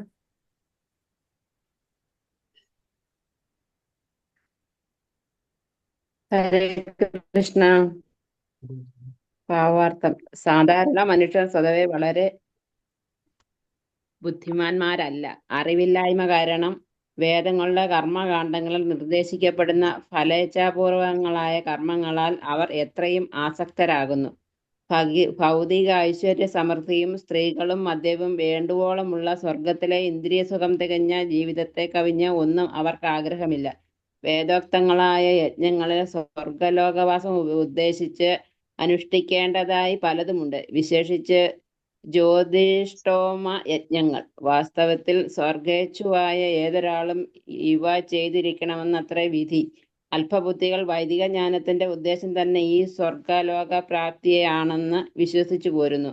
അനുഭവജ്ഞാനം കുറഞ്ഞ അക്കൂട്ടർക്ക് കൃഷ്ണാവബോധത്തോടെ സുനിശ്ചിത കർമ്മത്തിൽ മനസ്സുറപ്പിക്കാൻ പ്രയാസം കൂടും. ഫലം എന്തെന്നറിയാതെ മൂഢന്മാർ വൃക്ഷത്തിന്റെ പൂക്കളാൽ ആകൃഷ്ടരാകുന്നത് പോലെ അജ്ഞാനികളായ മനുഷ്യർ സ്വർഗീയമായ ഐശ്വര്യത്താലും അവിടെയുള്ള സുഖഭോഗങ്ങളാലും ആകർഷിക്കപ്പെടുന്നു. ചാതുർമാസ്യ വ്രതം അനുഷ്ഠിക്കുന്നവർ സോമപാനം ചെയ്ത് അനശ്വരതയും സന്തുഷ്ടിയും നേടാൻ അർഹരാകുമെന്ന് വേദങ്ങളിലെ കർമ്മകാണ്ഡ വിഭാഗത്തിൽ പറയുന്നു.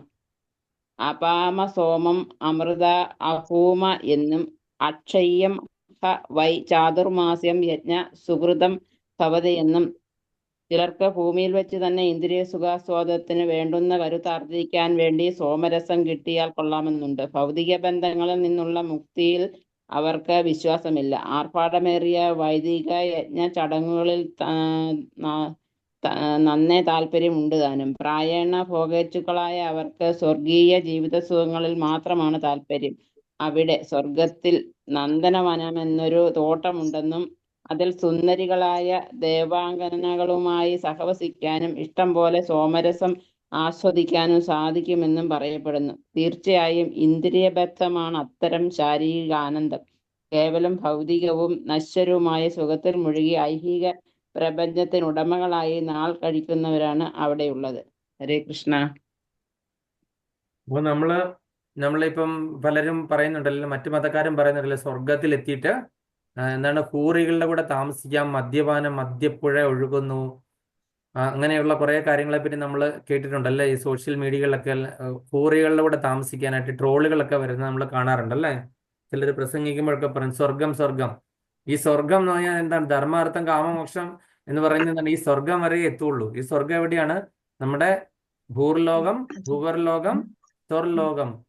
ഇത് അധികം ദൂരം ഇല്ലല്ലേ ഈ ഇന്ദ്രനൊക്കെ വസിക്കുന്ന ഈ സ്വർഗലോകത്ത്. അവിടെ കുറെ അപ്സര സ്ത്രീകള്, അവിടെ കുറെ നന്ദനവനം പറഞ്ഞല്ലേ, സന്തോഷമാകുന്ന നന്ദനവനം സന്തതം സുരഭിയെ കാമസുരഭികൾ എന്ന് പറഞ്ഞ് എവിടെയോ പറയുന്നുണ്ട്. ഞാൻ എവിടെയാണ്? സന്തതം ശാന്തിയെ കാമസുരഭികൾ എന്ന് പറഞ്ഞിട്ടൊരു ശ്ലോകം എവിടെയോ ഞാൻ പഠിച്ചിട്ടുണ്ട്. അത് എവിടെയാന്ന് ഞാൻ ഓർമ്മയില്ല. ഇപ്പോഴാണ് ഈ നന്ദനവനം എന്ന് കേട്ടപ്പോഴാണ് എനിക്ക് മനസ്സിലായത്. അപ്പൊ അവിടെ ആ ഉദ്യാനത്തില് കുറെ ദേവാംഗനമാരുടെ കൂടെയൊക്കെ ആർത്തുല്ലസിച്ചൊക്കെ നടക്കാനും കുറെ മദ്യപ്പുഴ, അത് അവരെന്താണ് സോമരസം എന്ന് പറയുന്നു. ഈ മദ്യമൊക്കെ കുടിച്ച് ആസ്വദിച്ചിട്ട് അതെന്താണ് ഈ ആസ്വാദനം എല്ലാം കഴിഞ്ഞ് കഴിയുമ്പോൾ വീണ്ടും അവർക്ക് താഴോട്ട് അധപ്പതിക്കേണ്ടതായിട്ടുള്ള അവസ്ഥ വരുന്നു. അപ്പോൾ ഇവരുടെ ഇത് നമ്മളെ മുകളിലോട്ടുള്ള വൈകുണ്ഠ ലോകങ്ങളോ അതുപോലെ തന്നെ ഗോലോക വൃന്ദാവനമൊന്നും അവർക്കാർക്കും അറിയത്തില്ല. അവർക്കതിൽ അങ്ങോട്ടേക്ക് പോകാനുള്ള ലക്ഷ്യമില്ല. മോക്ഷം ആഗ്രഹിച്ച് വരുന്നവര് ഈ സ്വർഗം മാത്രമാണ് കൊതിക്കുന്നത്. അതായത് ഇന്ദ്രനൊക്കെ വാഴുന്ന ആ സ്വർഗം, ആ ഒരു സ്വർഗലോകം വരെയേ ഉള്ളൂ അവർക്ക് അറിയുള്ളൂ. അതിലപ്പുറത്തേക്ക് മറ്റുള്ള മതക്കാർക്ക് പോലും അതിനപ്പുറത്തേക്ക് ഒരു സ്ഥലത്തെ പറ്റിയുള്ള യാതൊരു അറിവുമില്ല. മനസ്സിലായില്ല? ക്രിസ്ത്യാനികളെ അവരൊക്കെ ക്രിസ്ത്യൻസ് ഒക്കെ സ്വർഗത്തിലേക്ക് പോകാം അതെ എന്നും അതെ പറഞ്ഞില്ലേ അച്ഛൻ അറിയിക്കുന്നേ. ക്രിസ്ത്യൻസിനും മുസ്ലിംസിനും ഒക്കെ അതെയാണ്. മുസ്ലിംസ് പറയുന്ന കാണത്തില്ല ഈ ഹൂറികളുടെ കൂടെ താമസിക്കാനായിട്ട് നീ ഇന്ന ഇന്ന കാര്യങ്ങൾ ചെയ്യുവാണെങ്കിൽ ഈ സ്വർഗം വരെയേ ഉള്ളൂ അവർക്കൊക്കെ അറിയത്തുള്ളൂ. അത് ഈ നമ്മളുടെ എന്താണ് അതിന്റെ മുകളിൽ എന്താണ്, അതായത് ഭൂർലോകം, ഭൂവർലോകം, സ്വർലോകം, പിന്നെ താപസികളുടെ ഒക്കെ ലോകങ്ങളുണ്ട്. ഏറ്റവും മുകളിലാണ് സത്യലോകം. അപ്പൊ ഇത്രയും വരെയേ ഉള്ളൂ. ഞാൻ പറഞ്ഞില്ലേ ഈ ധർമ്മ അർത്ഥം കാമമോക്ഷങ്ങളിൽ കൂടെ ഇവിടം വരെ എത്തത്തുള്ളൂ. അതിന് മുകളിലോട്ട് പോകുന്ന യാതൊരു വിദ്യ അറിയത്തില്ല. അവിടെ ചെന്ന് കഴിഞ്ഞാൽ നമ്മൾ ഈ മദ്യപ്പുഴയും മദരാശിയും ഒക്കെ ആയിക്കൊണ്ട് നമ്മൾ ഇതെല്ലാം മറന്ന് നമ്മൾ എന്താണ് ആസ്വാദനത്തിനുള്ള ടെൻഡൻസി കൂടുതലുള്ളതായതുകൊണ്ട് നമ്മൾ വീണ്ടും ജനിക്കേണ്ടി വരുന്നു. ആസ്വാദനത്തിലുള്ള ടെൻഡൻസി നമ്മൾ കണ്ടതല്ലേ. ഇന്ദ്രൻ അതുപോലെ തന്നെ എത്രയോ പ്രാവശ്യം ഇന്ദ്രൻ അധപ്പതിച്ചു അല്ലേ. ഇന്ദ്രന് അധപ്പതിച്ച സംഭവങ്ങൾ ഒരുപാട് ഉണ്ടായിട്ടുണ്ട്. എപ്പോഴാണ്, അതായത് ഭഗവാനെ ആശ്രയിച്ചു നരകാസുരന്റെ പിടിയിൽ നിന്ന് രക്ഷപ്പെടാൻ വേണ്ടിയിട്ടല്ലേ.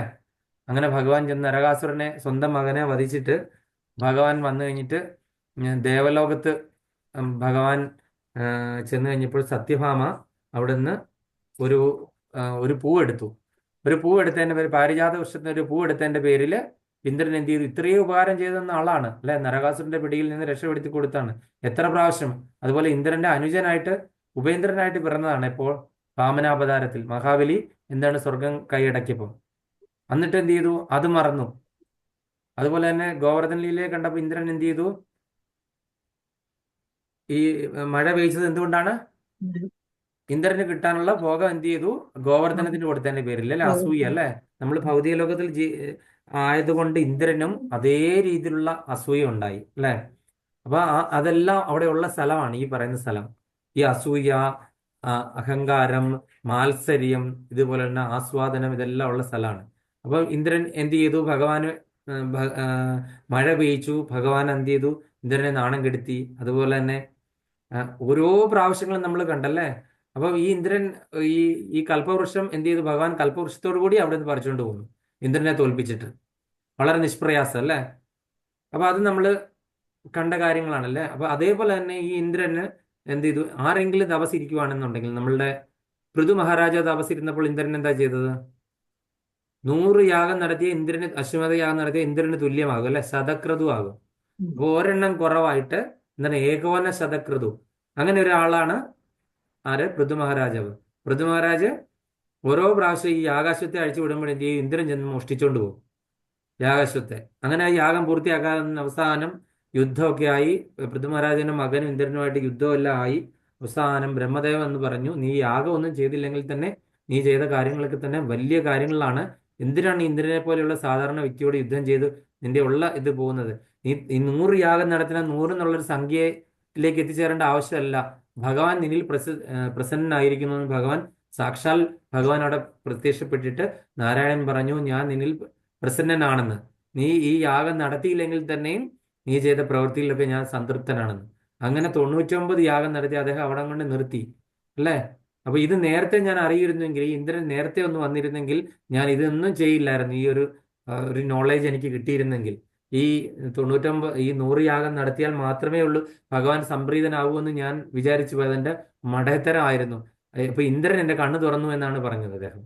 ഇന്ദ്രനോട് ദേഷ്യമല്ല ഉണ്ടായത്, ഇന്ദ്രൻ എന്റെ കണ്ണ് തുറന്നു. മനസ്സിലായില്ലേ? അപ്പൊ അങ്ങനെ ഈ ഇന്ദ്രൻ ഇതുപോലെ തന്നെ വേറൊരു സമയത്ത് ഇതുപോലെ തന്നെ ഒരു ആളോട് യുദ്ധം ഉണ്ടാക്കി. ആരുമായിട്ടാണ്? ഇന്ദ്രനുമായിട്ട് ഒരുപാട്, അതായത് ഇന്ദ്രൻ അർജുനനുമായിട്ട് യുദ്ധം ഉണ്ടായി, സ്വന്തം മകനുമായിട്ട് യുദ്ധം ഉണ്ടായി, ഭഗവാനുമായിട്ട് പലതവണ ഉണ്ടായി. അതുപോലെ തന്നെ നമ്മളുടെ നരനാരായണ ഋഷികളുമായിട്ട്. അതേത് സമയത്താണ്?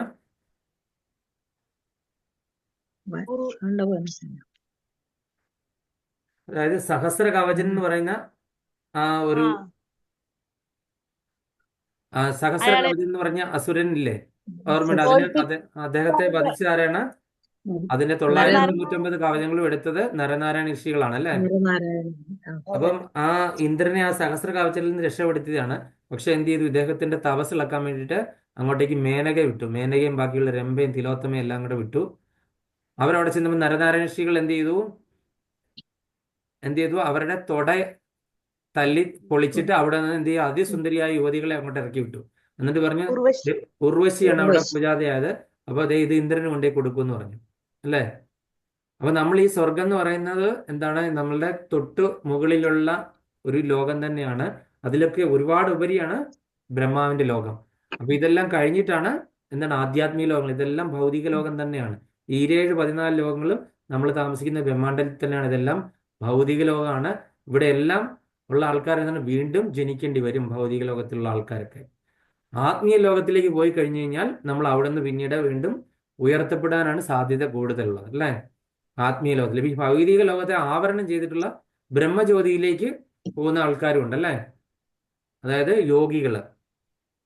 അപ്പൊ നമ്മൾ ഈ പറഞ്ഞു വന്നത് ഈ ഈ ധർമ്മ അർത്ഥം കാമ മോക്ഷം അല്ലെങ്കിൽ വേദങ്ങളിൽ പറഞ്ഞിട്ടുള്ള ഈ കാര്യങ്ങൾ ഫോളോ ചെയ്യുവാണെന്നുണ്ടെങ്കിൽ നമ്മൾ മാക്സിമം എത്തിച്ചേരുന്ന സ്ഥലം ഇവിടം വരെയാണ് എന്നാണ് പറഞ്ഞത്. അല്ല പ്രഭു, ഈ പിന്നെ ഇതിന് ബ്രഹ്മജ്യോതി പോകുന്നവർക്ക് പിന്നെ പുനർജന്മം ഉണ്ടോ?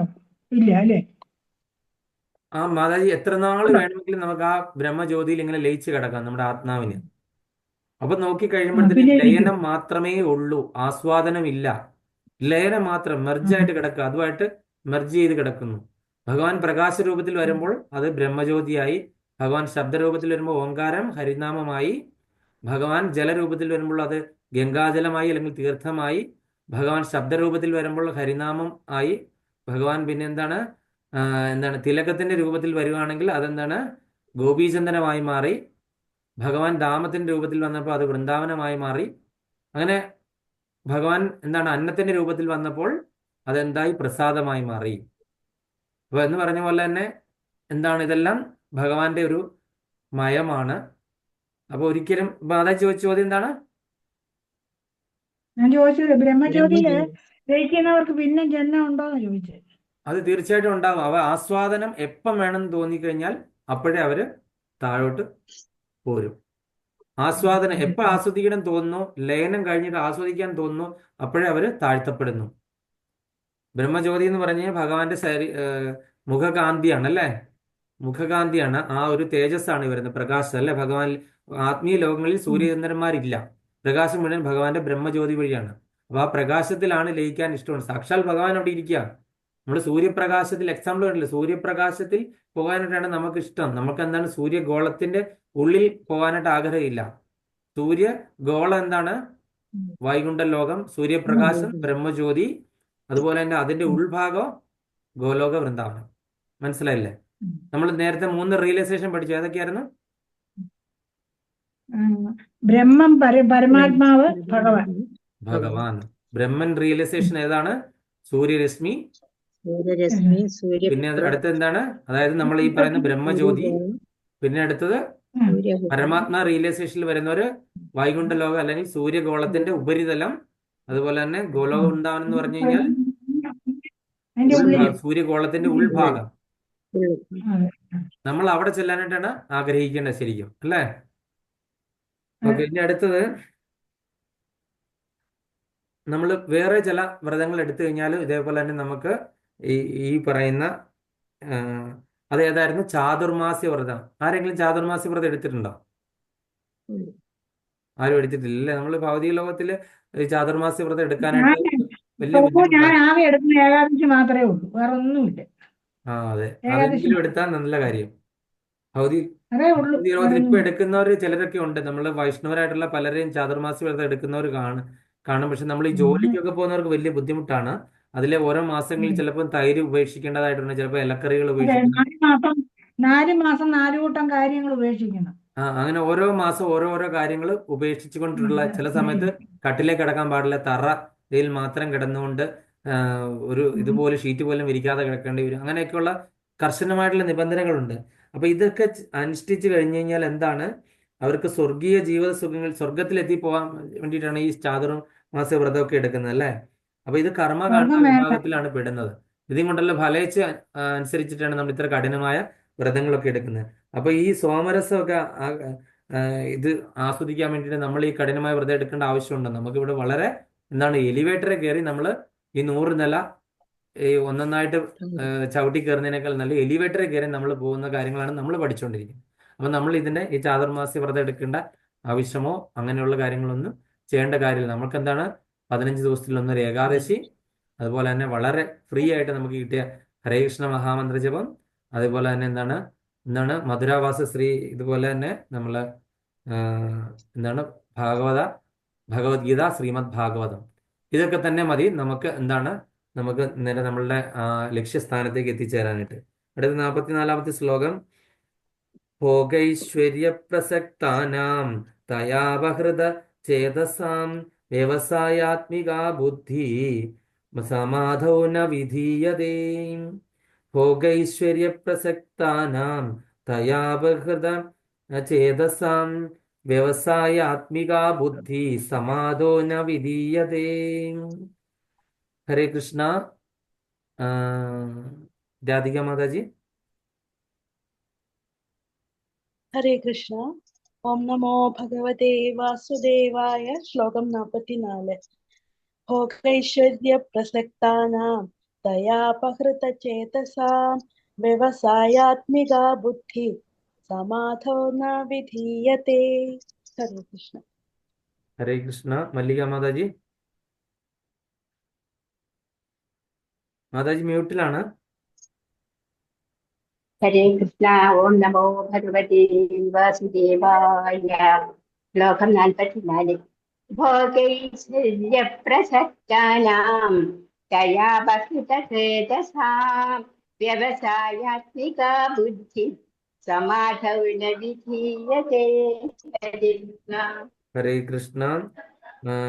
ശ്രീല പ്രഭുപാദയുടെ പദാനുപദ തർജ്ജമ. ജയ് ശ്രീല പ്രഭുപാദ്. ഭോഗൈശ്വര്യ പ്രസക്താനം സുഖാനുഭവത്തിലും സമ്പത്തിലും ആസക്തരായവർക്ക് തയാപഹൃതചേതസ ഈ കാര്യങ്ങളിൽ മനസ്സ് ഭ്രമിച്ചിരിക്കുന്ന ആളുകൾ സമാധവും മനോനിയന്ത്രണത്തിൽ വ്യവസായികാത്മിക സ്ഥിരോത്സാഹമുള്ള ബുദ്ധി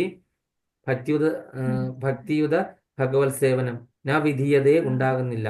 ശ്രീല പ്രഭുപാദരുടെ വിവർത്തനം. ജയ് ശ്രീല പ്രഭുപാദ്. ഭൗതിക ഐശ്വര്യത്തിലും സുഖാനുഭവങ്ങളിലും അത്യാസക്തരായവർക്കും ഇവകളാൽ പരിഭ്രാന്തരായവർക്കും ഭക്തിപൂർവ്വം ഭഗവത് സേവനം നടത്താൻ വേണ്ടുന്ന നിശ്ചയദാർഢ്യം ഉണ്ടാവില്ല. അപ്പൊ നമ്മളിവിടെ എന്താണ് പറഞ്ഞിരിക്കുന്നത്? നമ്മളിപ്പം വേദങ്ങളിലൊക്കെ പറഞ്ഞിട്ടുള്ള കർമ്മകാണ്ഡയിൽ പറഞ്ഞിട്ടുള്ള കാര്യങ്ങളൊക്കെ ചെയ്ത ആൾക്കാർക്ക് എന്താണ് ഭൗതിക ഐശ്വര്യങ്ങളിലും സുഖാനുഭവങ്ങളിലും അത്യാസക്തരാണ് ഇവരല്ലേ. അതിന്റെ ആഫ്റ്റർ എഫക്റ്റ് അനുഭവിക്കണം. ഞാൻ ഇത്ര അശ്വമേധം ചെയ്തേക്കാം, എനിക്ക് ഇന്ദ്രന്റെ പദവിയിൽ ഇരിക്കണം സാധിക്കണം അല്ലേ. അങ്ങനെ ഓരോന്നും മോഹിച്ചിട്ടില്ല. ഇന്ദ്രന്റെ പദവിയിൽ നിന്ന് മുഴുവൻ ഇന്ദ്രിയാസ്വാദനം അല്ലേ. നമ്മൾ ഇന്ദ്രന്റെ എത്രയോ കഥകൾ നമ്മൾ കേട്ടിട്ടുണ്ട്. ഇന്ദ്രിയാസ്വാദനം അല്ലാതെ അല്ലെങ്കിൽ സ്ഥാനത്തിനും പദവിക്കും വേണ്ടിയിട്ട് അത് നശിച്ചു കഴിയുമ്പോൾ പദവി പോയി കഴിയുമ്പോഴോ ഇടയ്ക്ക് ജരാനര ബാധിച്ചു അല്ലേ. ആരാ? ദുർവാസാവിന്റെ ശാപം കൊണ്ട്. പിന്നെ എന്താണ് നമ്മുടെ ഇദ്ദേഹം ഇറങ്ങിപ്പോയി. ആരാണ്? ദേവഗുരു ബൃഹസ്പതി അവിടെ നിന്ന് ഇറങ്ങിപ്പോയപ്പോൾ എന്താ ചെയ്തു? ദേവലോകം മുഴുവൻ ആകെ സ്തംഭിച്ചു. ഒരു ഗുരു ഇല്ല, ഉപദേശം കിട്ടാനൊരു മാർഗമില്ല. അസുരന്മാര് കയറി കീഴടക്കി. ഗുരുവില്ലാത്ത ആ ഒരു ഗ്യാപ്പ് നികത്താൻ വേണ്ടിയിട്ട് എന്ത് ചെയ്തു? ബ്രഹ്മദേവൻ ഉപദേശിച്ചനുസരിച്ച് ത്വഷ്ടാവിനെ പോയി കണ്ടു. അദ്ദേഹത്തിന്റെ സഹോദരനാണ്. ഒരു അസുര സ്ത്രീയെ കല്യാണം കഴിച്ചതിന്റെ പേരിൽ അദ്ദേഹത്തിന് സഹോദരനാണെങ്കിലും ദേവലോകത്ത് നിന്ന് പുറന്തള്ളി. അങ്ങനെ അദ്ദേഹത്തിന് പുത്രനെ ബ്രാഹ്മണനായിട്ട് തന്നെയാണ് വളർത്തിയത്. അങ്ങനെ പുത്രനായ വിശ്വരൂപനെ എന്ത് ചെയ്തു? ഇന്ദ്രൻ അവിടെ ഗുരുവായിട്ട് ദേവഗുരുവായിട്ട് കൊണ്ടുവന്നു. അങ്ങനെ ദേവഗുരുവായിട്ട് കൊണ്ടുവന്നു കഴിഞ്ഞിട്ട് എന്ത് ചെയ്തു? ഇദ്ദേഹം ഹവിസ് അർപ്പിച്ചപ്പോൾ ഇദ്ദേഹം അച്ഛന്റെ ആൾക്കാർക്ക് അമ്മയുടെ ആൾക്കാർക്ക് അർപ്പിച്ചു. അമ്മയുടെ ആൾക്കാർ ആരാണ്? അസുരന്മാര്. അച്ഛന്റെ ആൾക്കാര് ദേവന്മാര്. അച്ഛൻ ആരാണ്? ത്വഷ്ടാവ്. ദേവന്മാരിൽ ഒരാൾ തന്നെയാണ്. ഇന്ദ്രൻ അച്ഛന്റെ സഹോദരനുമാണ്. അപ്പൊ എന്ത് ചെയ്തു? സ്വന്തം സഹോദരപുത്രനെയും ഗുരുവായ വിശ്വരൂപിനെ ഇന്ദ്രൻ എന്ത് ചെയ്തു? തൽക്ഷണം കൊന്നു. അപ്പൊ മനസ്സിലായില്ലോ, ഗുരുവിനെ പോലും വധിച്ച ആളാണ് ഇന്ദ്രൻ അല്ലേ. അപ്പം എന്ത് ചെയ്തു? ബ്രഹ്മഹത്യാഭാവായി ഗുരുഹത്യയായി. അങ്ങനെ അറിയാമല്ലോ. അങ്ങനെ കുറെ പാപങ്ങൾ പങ്കിട്ടിട്ട് ഇന്ദ്രൻ ആർക്ക് കൊടുത്തു? സ്ത്രീകൾക്ക്. നിങ്ങൾ ഈ സ്ത്രീകളൊക്കെ ഇപ്പൊ അനുഭവിക്കുന്ന ഈ ഒരു കാരണത്തിന്റെ കാര്യം ഇന്ദ്രന്റെ അടുക്കൽ നിങ്ങൾ സ്വീകരിച്ചതാണ് അല്ലേ. എന്താണെന്ന് അറിയാമല്ലോ അല്ലേ, ഞാൻ പറയുന്നില്ല. അപ്പം പാപമാണ്. അല്ല, ഒരു പാപമാണ്. അതെ. ബ്രഹ്മഹത്യാപാപം വീതിച്ചു കൊടുത്താലോ. ഇന്ദ്രൻ അങ്ങ് വീതിച്ചു കൊടുത്തു പലർക്കുമായിട്ട്. അങ്ങനെ ഒരു വീതം സ്ത്രീകൾ ഏറ്റെടുത്തു. ഭൂമി, ജലം, വൃക്ഷം ഇതിലൊക്കെ വീതിച്ചു കൊടുത്തു. അതെ. അപ്പൊ അങ്ങനെ ഇന്ദ്രൻ പിന്നെ എന്നിട്ട് എന്ത് ചെയ്തു? ഈ വിശ്വരൂപനെ വധിച്ച പാവന്മാരുടെ ത്വഷ്ടാവ് വീണ്ടും എന്ത് ചെയ്തു? ഒരു യാഗം ചെയ്തൊരു പുത്രനെ സൃഷ്ടിച്ചു ഇന്ദ്രനെ കൊല്ലാനായിട്ട്. അപ്പൊ അതാരായിരുന്നു? ആ, ചിത്രകേതുവിന്റെ പുനർജന്മമായിട്ട് വൃത്രാസുരൻ അല്ലേ? വൃത്രാസുരൻ ഈ ത്വഷ്ടാവിന്റെ ചിത്രകേതുവിന്റെ രണ്ടാമത്തെ ജന്മം. ചിത്രകേതുവിന്റെ രണ്ടാമത്തെ ജന്മം എന്ത് ചെയ്തു? അസുരനായിട്ട് ജനിച്ചു. ആരുടെ ശാപം കൊണ്ടാണ് അസുരനായിട്ട് ജനിക്കേണ്ടി വന്നത്? പാർവതി ദേവിയുടെ. പാർവതി ദേവിയുടെ ശാപം. അതായത് ഭഗവാന്റെ മടിയിൽ ഇരുന്നെന്ന് പറഞ്ഞ് കളിയാക്കി പാർവതി ദേവി ഒരൊറ്റ ശാപം കൊടുത്തു. അദ്ദേഹം വളരെ സന്തോഷത്തോടുകൂടി ആ ശാപം സ്വീകരിച്ചു. അങ്ങനെ അസുരനായിട്ട് ഇരുന്നിട്ട് കൂടെ എന്ത് ചെയ്തു? വൃത്രാസുരൻ എന്ത് ചെയ്തു? ഭഗവാനെ സേവിച്ചു. അസുര ജന്മത്തിൽ ഇരുന്നിട്ടോടുകൂടി ഭഗവാന്റെ പരമഭക്തനായിരുന്നു. വൃത്രാസുര സ്തുതി ഉണ്ടല്ലോ നമ്മൾ വൃത്രാസുര സ്തുതി സ്തുതിയിൽ ഏറ്റവും മനോഹരമായ സ്തുതിയാണ് ഭാഗവതത്തിലുണ്ട്. വൃത്രാസുരന്റെ സ്തുതി. പരമാവധി അറിയാവുന്നവരത് വായിച്ച് എവിടെയെങ്കിലും നോക്കി എടുത്ത് വായിച്ചിട്ട് അത് ജപിക്കുക. അത് ഏറ്റവും ഉയർന്ന സ്തുതികളിൽപ്പെട്ട സ്തുതിയായിട്ട് ഇപ്പൊ ഞാൻ ഈ ക്ലാസ്സിലിരുന്ന പ്രഭു, ഞാൻ സപ്താഹത്തിൽ ഇരുന്ന് ഞാൻ പറഞ്ഞില്ല നിങ്ങളോടൊക്കെ കഴിഞ്ഞ ക്ലാസ്സിൽ. വായിക്കാറുണ്ടല്ലോ. വൃത്രാസുരന്റെ സ്തുതികളിൽ വെച്ചിട്ട് അതിഗംഭീരമാണ്. അപ്പൊ അത്ര വലിയ ഭക്തനായിരുന്നു. എന്നിട്ട് ആ വൃത്രാസുരനെ വധിക്കാനുള്ള വിദ്യയും വൃത്രാസുരൻ തന്നെ പറഞ്ഞു കൊടുത്തു അല്ലേ ഇന്ദ്രനോട്. വധിക്കാൻ പറ്റുന്നില്ല. അപ്പം എന്ത് ചെയ്തു? ഈ ദധീചി മഹർഷിയുടെ എന്ത് ചെയ്തു? നട്ടല് പോയി എരന്ന് വാങ്ങിച്ചു. നട്ടല് കൊണ്ട് വജ്രായുധം ഉണ്ടാക്കി. എന്നിട്ട് ആ വജ്രായുധം കൊണ്ട് ആണ് ഇത് വധിക്കാനായിട്ടും ഇന്ദ്രൻ പേടിച്ചിരിക്കുക വീണ്ടും. എന്നിട്ട് വൃത്രാസുരൻ എന്ത് ചെയ്തു? ഇന്ദ്രനെ അവസാനം എടുത്ത് വിഴുങ്ങി കഴിഞ്ഞപ്പം നീ ഇന്ന പോലെ കൊല്ല്, നീ ഇന്നത് ചെയ്യ്, നീ ഭഗവാന്റെ ദാസനാകും, നീ ഭക്തനാകും എന്നൊക്കെ പറഞ്ഞ് ഉപദേശങ്ങൾ കൊടുക്കുന്നുണ്ട്. ഇതൊന്നും ഇന്ദ്രന്റെ തലയിൽ കയറുന്നില്ല. എന്നിട്ട് ഇന്ദ്രനെ എന്ത് ചെയ്തു? വിഴുങ്ങി കഴിഞ്ഞപ്പോ എന്ത് ചെയ്തു? ഇന്ദ്രൻ പുറത്തു വരാനായിട്ട് വജ്രായുധം ഉപയോഗിച്ചിട്ട് ആ വയറ് കീറി മുറിച്ച് പുറത്തു വന്നു. അങ്ങനെയാണ് വൃത്രാസുരൻ മരിക്കുന്നത്. സന്തോഷത്തോടുകൂടി ഭഗവാന്റെ നാമം ജപിച്ചിട്ട് യാത്രയായ ഒരു അസുര ജന്മമാണ്. അതുപോലെ വേറൊരു അസുരനും ഉണ്ട്. ആരാണ്? ഭഗവാന്റെ വലിയ ഭക്തനാണ്. ഭഗവാൻ ദേവന്മാരെ മാത്രം ഭാഗവത്തിലൊരു ചോദ്യമുണ്ട്, എന്തുകൊണ്ട് ഈ ദേവന്മാരെ മാത്രം ഭഗവാൻ സംരക്ഷിക്കുന്നതെന്ന്. അപ്പൊ അതിന് മറുപടിയായിട്ട് പരീക്ഷത്തിന് സുഖബ്രഹ്മർഷി പറഞ്ഞു കൊടുത്ത കഥകളാണ് പ്രഹ്ലാദന്റെയും അതുപോലെ തന്നെ ഈ വൃത്രാസുരന്റെയും കഥ. അസുരന ജന്മമാണെങ്കിൽ കൂടിയും ഭഗവാനെ എന്ത് ചെയ്യും? പ്രാർത്ഥിക്കുന്നതിന് യാതൊരു ബുദ്ധിമുട്ടുമില്ല എന്ന് പറഞ്ഞിട്ട് പറഞ്ഞു കൊടുത്ത കഥകളാണ് ഇത് രണ്ടും. ആരുടെയാണ്? പ്രഹ്ലാദന്റെ. ഭഗവാൻ നരസിംഹ അവതാരമായിട്ട് എടുത്തു. ഒരു അസുര കുട്ടിയേക്ക് വേണ്ടിയിട്ടാണല്ലേ, ഒരു ദേവനോ ഒന്നുമല്ല. അസുര കുലത്തിൽ മഹാദുഷ്ടനായ ഒരു അസുരന്റെ പുത്രനായിട്ടാണ് ജനിച്ചത്. അപ്പൊ ഭഗവാൻ എങ്ങനെയാണ് ആ രണ്ട് അസുരന്മാരെ നമുക്ക് കാണിച്ചു തരാനാണ്. ഏത് കുലത്തിലും ഏത് സാഹചര്യത്തിലും എന്തായാലും നമുക്ക് ഭക്തിയുത സേവനം ചെയ്യാനായിട്ട് യാതൊരു കുഴപ്പമില്ല. ഏത് സാഹചര്യത്തിൽ നമുക്ക് ചെയ്യാണ്ട് പറ്റും അല്ലെ. നമ്മളുടെ ഡിസിഷൻ മാത്രമാണ് അതിന്റെ പിന്നിലുള്ളത്. നമ്മൾ തീരുമാനം എടുക്കുക, ബാക്കി കാര്യങ്ങളൊക്കെ ഭഗവാനിന്റെ സപ്പോർട്ട് തരും. നമ്മളുടെ ഡിസിഷൻ മാത്രമാണ് ഇതിന്റെ പിന്നിലുള്ളത്. ബാക്കി ഒന്നും ഇതിനെ എന്താണ് ഒന്നിനും ഒരു തടസ്സമാകുന്നില്ല. നമ്മൾ തന്നെ കാരണം ഉണ്ടാക്കി നമ്മൾ എന്താണ് മായയെ കുറ്റം പറഞ്ഞ്, മായ ഭയങ്കര പവർഫുൾ ആണ്, അത് വളരെ കൃത്യമാണ്. പക്ഷെ മായയെ കുറ്റം പറഞ്ഞ് നമ്മളെപ്പോഴും മായയ്ക്ക് അനുകൂലമായിട്ട് പ്രവർത്തിക്കുകയാണ്. അപ്പം നമ്മൾ കൃഷ്ണാനുകൂലമായിട്ട് നമ്മൾ പ്രവർത്തിക്കാണ്ട് എന്താണ് നമ്മളുടെ തീരുമാനങ്ങളാണ് നമ്മളെ അതിനു വേണ്ടിയിട്ട് മുന്നോട്ട് നയിക്കുന്നത്. ആ തീരുമാനങ്ങളുടെ അടിസ്ഥാനത്തിൽ മുന്നോട്ട് പോയി കഴിഞ്ഞു കഴിഞ്ഞാൽ നമുക്ക് ഭക്തിയുത സേവനം നല്ല രീതിയിൽ ചെയ്യാനായിട്ട് പറ്റും. അപ്പൊ ഇതിന്റെ ഭാവാർത്ഥം വായിക്കുന്നത് സതി മാതാജി. ഹരേ കൃഷ്ണ പ്രഭു.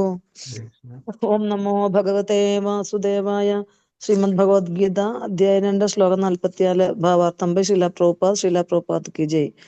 സമാധി എന്നാൽ ഉറച്ച മനസ്സ് എന്നർത്ഥം. സമ്യക് ആധീയതേ യസ്മിൻ ആത്മതത്വയാഥാത്മ്യം. ആത്മജ്ഞാനാർജനത്തിൽ മനസ്സ് ഏകാഗ്രമാക്കുന്നതാണ് സമാധി എന്ന് നിരുക്തം പറയുന്നു. ഭൗതിക സുഖാനുഭൂതിയിൽ അത്യാസക്തരായവർക്കും ക്ഷണികങ്ങളായ ഇവയിൽ പരിഭ്രാന്തരായവർക്കും സമാധി സാധ്യമല്ല. ഭൗതിക ശക്തിയുടെ പ്രക്രിയ അവരെ അംഗീകരിക്കുന്നില്ല. ഹരി ഓം കൃഷ്ണ. അപ്പൊ ഹരേ കൃഷ്ണ പ്രഭു. സമാധി അല്ലെങ്കിൽ ഉറച്ച മനസ്സ് നമുക്ക് വളരെ ബുദ്ധിമുട്ടാണ് അല്ലെ. ഏകാഗ്രതമായിട്ട് ഇരിക്കുക എന്ന് പറഞ്ഞ ഒരു നാമം, ഒരു റൗണ്ട് 108 നാമം പോലും നമുക്കൊന്ന് മനസ്സ് നിയന്ത്രിച്ചിട്ട് അർപ്പിച്ചിട്ട് അല്ലെങ്കിൽ ബ്രഹ്മമുഹൂർത്തത്തിലൊക്കെ എണീക്കുവാണെന്നുണ്ടെങ്കിൽ കുഴപ്പമില്ല. അല്ലാതെ പകലൊന്ന് നാമം ജപിക്കണമെന്ന് വെച്ച് കഴിഞ്ഞാൽ അത് വളരെ വളരെ ദുഷ്കരമാണ്. ഒരു സമയം പോലും നമുക്കൊരു ഏകാഗ്രത കിട്ടത്തില്ല. അപ്പൊ ഈ ഏകാഗ്രത കിട്ടാനായിട്ട്, നാമജപത്തിൽ ഏകാഗ്രത കിട്ടാനായിട്ടൊരു മാർഗവും അദ്ദേഹം പറഞ്ഞു തന്നു. എന്താണ് നമ്മൾ ഭഗവാനെ പറ്റി കൂടുതൽ ശ്രവിക്കുക. ശ്രവണം എന്ന് മുരളീദാസ പ്രഭു അത് തന്നെയാണ് ക്ലാസ് എടുത്തപ്പോൾ പറഞ്ഞത്. ഭഗവാനെ പറ്റി കൂടുതലായിട്ട് ശ്രവിക്കുക. ശ്രവണത്തിൽ കൂടെ മാത്രമാണ്. നമ്മളിപ്പോൾ ഒരു കഥ വൃത്രാസുരന്റെ കേട്ടല്ലേ, അതുപോലെ ഞാനത് വളരെ ഷോർട്ടായിട്ടാണ് പറഞ്ഞത്.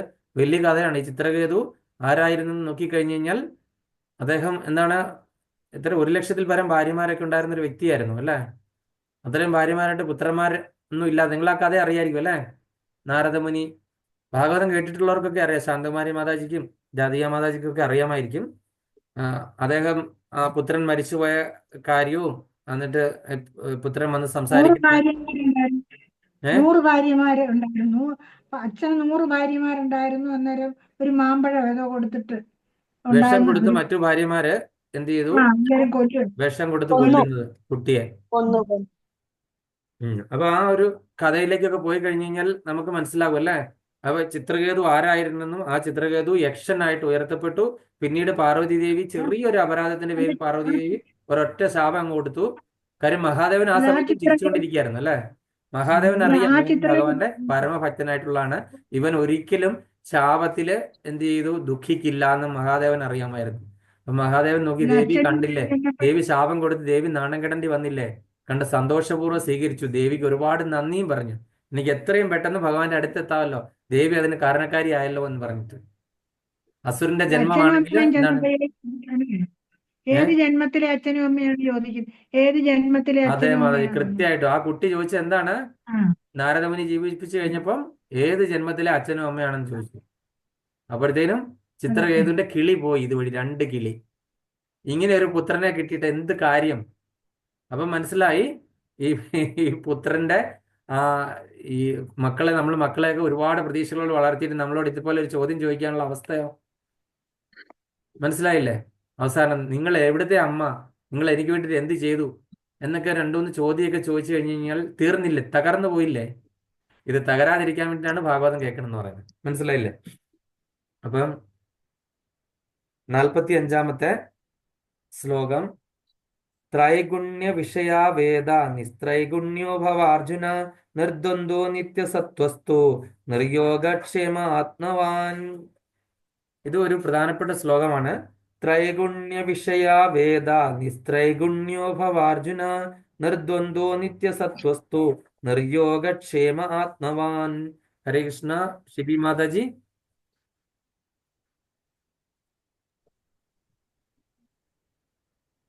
ഹരേ കൃഷ്ണ. ഹരേ കൃഷ്ണ. ത്രൈഗുണ്യ വിഷയാ വേദ നിസ്ത്രൈഗുണ്യോ ഭവാർജുന നിർദ്വന്ദ്വോ നിത്യസത്വസ്ഥോ നിർയോഗക്ഷേമ ആത്മവാൻ. ഹരേ കൃഷ്ണ. വിലാസിനി മാതാജി. ഹരേ കൃഷ്ണ. ഹരേ കൃഷ്ണ. ത്രൈഗുണ്യ വിഷയാ വേദ നിസ്ത്രൈഗുണ്യോ ഭവാർജുന നിർദ്വന്ദ്വോ നിത്യസത്വസ്ഥോ നിർയോഗക്ഷേമ ആത്മവാൻ. ഹരേ കൃഷ്ണ. ഹരേ കൃഷ്ണ. ശ്രീല പ്രഭുപാദരുടെ പദാനുപദ വിവർത്തനം. അർജുന, ഹേ അർജുന, വേദങ്ങൾ ത്രൈഗുണ്യ വിഷയ 3 ഭൗതിക ഗുണങ്ങളെ സംബന്ധിക്കുന്നതാണ്. ത്വം നീ നിസ്ത്രൈഗുണ്യ ത്രിഗുണങ്ങളിൽ നിന്ന് മുക്തനായി ഭവിക്കുക, നിർദ്വന്ദ്വ ദ്വന്ദ്വരഹിതനും നിത്യസത്വസ്ഥ സദാ ശുദ്ധമായ ആധ്യാത്മികതയിൽ സ്ഥിതി ചെയ്യുന്നവനും നിർയോഗക്ഷേമ ലാഭത്തിലോ ഭദ്രതയിലോ ആശയില്ലാത്തവനും ആത്മവാൻ ആത്മാവിൽ ഉറച്ചവനും ആയിത്തീരുക. ശ്രീല പ്രഭുപാദരുടെ വിവർത്തനം. ജയ ശ്രീല പ്രഭുപാദ്. ഭൗതിക പ്രകൃതിയുടെ 3 ഗുണങ്ങളാണ് വേദങ്ങളുടെ മുഖ്യ വിഷയം. അർജുന, നീ അവയെ അതിക്രമിക്കണം. ദ്വന്ദ്വങ്ങളിൽ നിന്നും ലാഭനഷ്ടങ്ങളിൽ നിന്നുമുള്ള ഉത്കണ്ഠകളിൽ നിന്നും തികച്ചും മുക്തനായി ആത്മാവിൽ മനസ്സുറപ്പിക്കുക. അപ്പൊ ഇതിന്റെ എല്ലാം കാരണക്കാരൻ ആരാണ് എന്ന് ഇവിടെ പറയുന്നു. ഈ ശ്ലോകം വളരെ ഇമ്പോർട്ടന്റ് ആണ്. ഇത് കാണാതെ പഠിക്കാൻ പറ്റുമെന്നുണ്ടെങ്കിൽ പഠിക്കുക. വളരെ പ്രധാനപ്പെട്ടാണ്. ആധികാരികമായിട്ട് ആചാര്യന്മാർ കോട്ട് ചെയ്യുന്ന ഒരു ശ്ലോകമാണ്. ത്രൈഗുണ്യ വിഷയാ വേദ നിസ്ത്രൈഗുണ്യോ ഭവാർജുന നിർദ്വന്ദ്വോ നിത്യസത്വസ്ഥോ നിർയോഗക്ഷേമ ആത്മവാൻ. എന്താണ് ഈ ത്രൈഗുണ്യം? 3 ഗുണങ്ങൾ അല്ലെ. ഭൗതിക പ്രകൃതിയുടെ 3 ഗുണങ്ങളാണ് ഇതിനൊക്കെ കാരണക്കാരൻ. ഏതാണ് 3 ഗുണങ്ങള്? അതിഭൗതികം, ദൈവികം, ആധ്യാത്മികം. അല്ല മാതാജി, 3 ദുരിതങ്ങളാണ്. സത്വം സത്വരജസ് തമോ ഗുണങ്ങൾ. അപ്പൊ ഭൗതിക പ്രകൃതിയുടെ ഈ 3 ഗുണങ്ങളാണ് ഇതിനെല്ലാം കാരണക്കാരൻ അല്ലെ. നമുക്ക് ഈ പറയുന്ന വീണ്ടും വീണ്ടും ജനനങ്ങൾ ഉണ്ടാകാൻ, ഈ ആഗ്രഹങ്ങൾ തോന്നാനൊക്കെ കാരണം ഈ മൂന്ന് കാരണങ്ങളാണ്. അപ്പോൾ ഭഗവാൻ കൃത്യമായിട്ട് പറയുന്നു നമുക്ക് ഇങ്ങനത്തെ ഒരു അവസ്ഥ ഉണ്ടാകാനുള്ള കാരണം ഈ ത്രിഗുണങ്ങളാണ്. അർജുന, നീ അവയെ അതിക്രമിക്കണം. അപ്പൊ അർജുന, നീ ഈ ഗുണങ്ങളിൽ നിന്ന് പുറത്തു വരണം. ദ്വന്ദ്വങ്ങളിൽ നിന്നും ലാഭനഷ്ടങ്ങളെ കുറിച്ചുള്ള ഉത്കണ്ഠകളിൽ നിന്നും തികച്ചു മുക്തനായി ആത്മാവിൽ മനസ്സുറപ്പിക്കുക. അപ്പൊ ഭഗവാൻ ഇപ്പൊ ഇവിടെ ഭഗവാനിൽ മനസ്സുറപ്പിക്കാണ്ട് പറഞ്ഞില്ല, ആത്മാവിൽ മനസ്സുറപ്പിക്കാൻ മാത്രമേ പറഞ്ഞു. ഇതെന്നാണ് ഒരു ബ്രഹ്മൻ ആത്മാ സങ്കല്പത്തിൽ വരെ എത്തിയിട്ടുള്ളൂ അല്ലെ. തുടക്കമല്ലേ 2-ാം അധ്യായത്തിന് തുടക്കം. നീ ആത്മാവിൽ മനസ്സുറപ്പിക്കുക. അപ്പൊ അത്രയും നോളജ് കൊടുക്കുന്നുള്ളൂ. അങ്ങോട്ടേക്ക് വന്നു കഴിയുമ്പോഴാണ് പിന്നെ ആ കൂടുതലായിട്ട് ഭഗവാൻ ആരാണെന്നും ഒക്കെ പറഞ്ഞു കൊടുക്കുന്നത്. ആദ്യം പറയുന്നത് എന്താണ്? നീ ആത്മാവിൽ മനസ്സുറപ്പിക്കുക എന്നാണ് പറഞ്ഞിരിക്കുന്നത് അല്ലെ. ഈ ദ്വന്ദ്വങ്ങൾ എന്താണ്? അതാണോ ഇതാണോ, ശരീരമാണോ ആത്മാവാണോ? സുഖദുഃഖങ്ങൾ നമ്മൾ 2-ാം അധ്യായം പഠിച്ചില്ലേ, ശരീരമാണോ ആത്മാവാണോ, സാങ്കേതികല്ലേ, അല്ലെങ്കിൽ ജീവാത്മാവ് പരമാത്മാവ്, ഇങ്ങനെയൊക്കെയുള്ള ഇതിൽ നീ ഭ്രമിക്കാതെ നീ എന്താണ്, നീ മനസ്സുറപ്പിക്കൂ. മനസ്സ് നിങ്ങളെ അവിടെ എവിടെയും വ്യതിചലിക്കാതെ ഈ ദ്വന്ദ്വങ്ങളിൽ നീ എന്താണ്, നിന്റെ മനസ്സിനെ കൈവിടാതെ നോക്കുക. എന്താണ് കാരണം? എന്താണ് ഇതൊക്കെ സംഭവിക്കുന്നതിന് കാരണം? പ്രകൃതിയുടെ 3 ഗുണങ്ങളാണ്. അപ്പൊ പ്രകൃതിയുടെ 3 ഗുണങ്ങളിൽ നിന്ന് നമ്മൾ എന്താണ്, ഉയരണം. നമ്മൾ ഈ 3 ഗുണങ്ങളിൽ നിന്ന് നമ്മൾ എങ്ങനെ ഉയർന്നു വരാൻ പറ്റും? നമ്മൾ എന്താണ്, നിർഗുണനാകണം അല്ലെ. നിർഗുണനാകാൻ എങ്ങനെ പറ്റും? ഒരു ഗുണമില്ലാത്തവനെന്നല്ല നിർഗുണൻ എന്നുള്ള വാക്കിന്റെ അർത്ഥം, ഗുണാതീതൻ എന്നാണ് ഇതിന്റെ അർത്ഥം. ഗുണങ്ങൾക്ക് മുകളിൽ. അപ്പൊ ഈ 3 ഗുണങ്ങളെ, 3 കയറുകളെ നമ്മൾ പൊട്ടിക്കണം അല്ലെ. പൊട്ടിക്കാനായിട്ടുള്ള മാർഗങ്ങളൊക്കെ നമ്മൾ 3-ാം അധ്യായത്തിലെ പഠിക്കുന്നുണ്ട് അല്ലെ. ഈ കർമ്മങ്ങളാകുന്ന കെട്ടുകളായത് കർമ്മം പുരുഷന് കെട്ടുകളറ്റേ മുക്തി വരൂദൃഢം കെട്ടുകളോ ഫലഭുക്തിയാതീരും കെട്ടായിനിയും നാരായണ ജയം അല്ലെ. ആ ഫലഭുക്തിയാതീരും അല്ലെ. ഫലേച്ഛ ഇല്ലാതെ കർമ്മം ചെയ്തു കഴിഞ്ഞാൽ ഈ കെട്ടുകളൊക്കെ നമുക്ക് നിസ്സാരമായിട്ട് പൊട്ടിക്കാനായിട്ട് സാധിക്കും അല്ലെ. അപ്പൊ അങ്ങനെ ഇതിന്റെ ഭാവാർത്ഥം ഒന്ന് വായിച്ച്, ആരാണ് വായിക്കാൻ പറ്റുന്നത്? ഇനി വായിക്കാനുള്ളത് മാധവി രാധാ മാതാജി.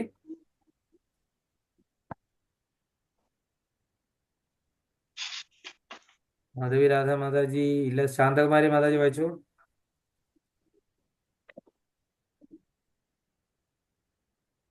ശാന്തകുമാരി മാതാജി. പ്രഭു പുസ്തകം എടുത്തിട്ടില്ല.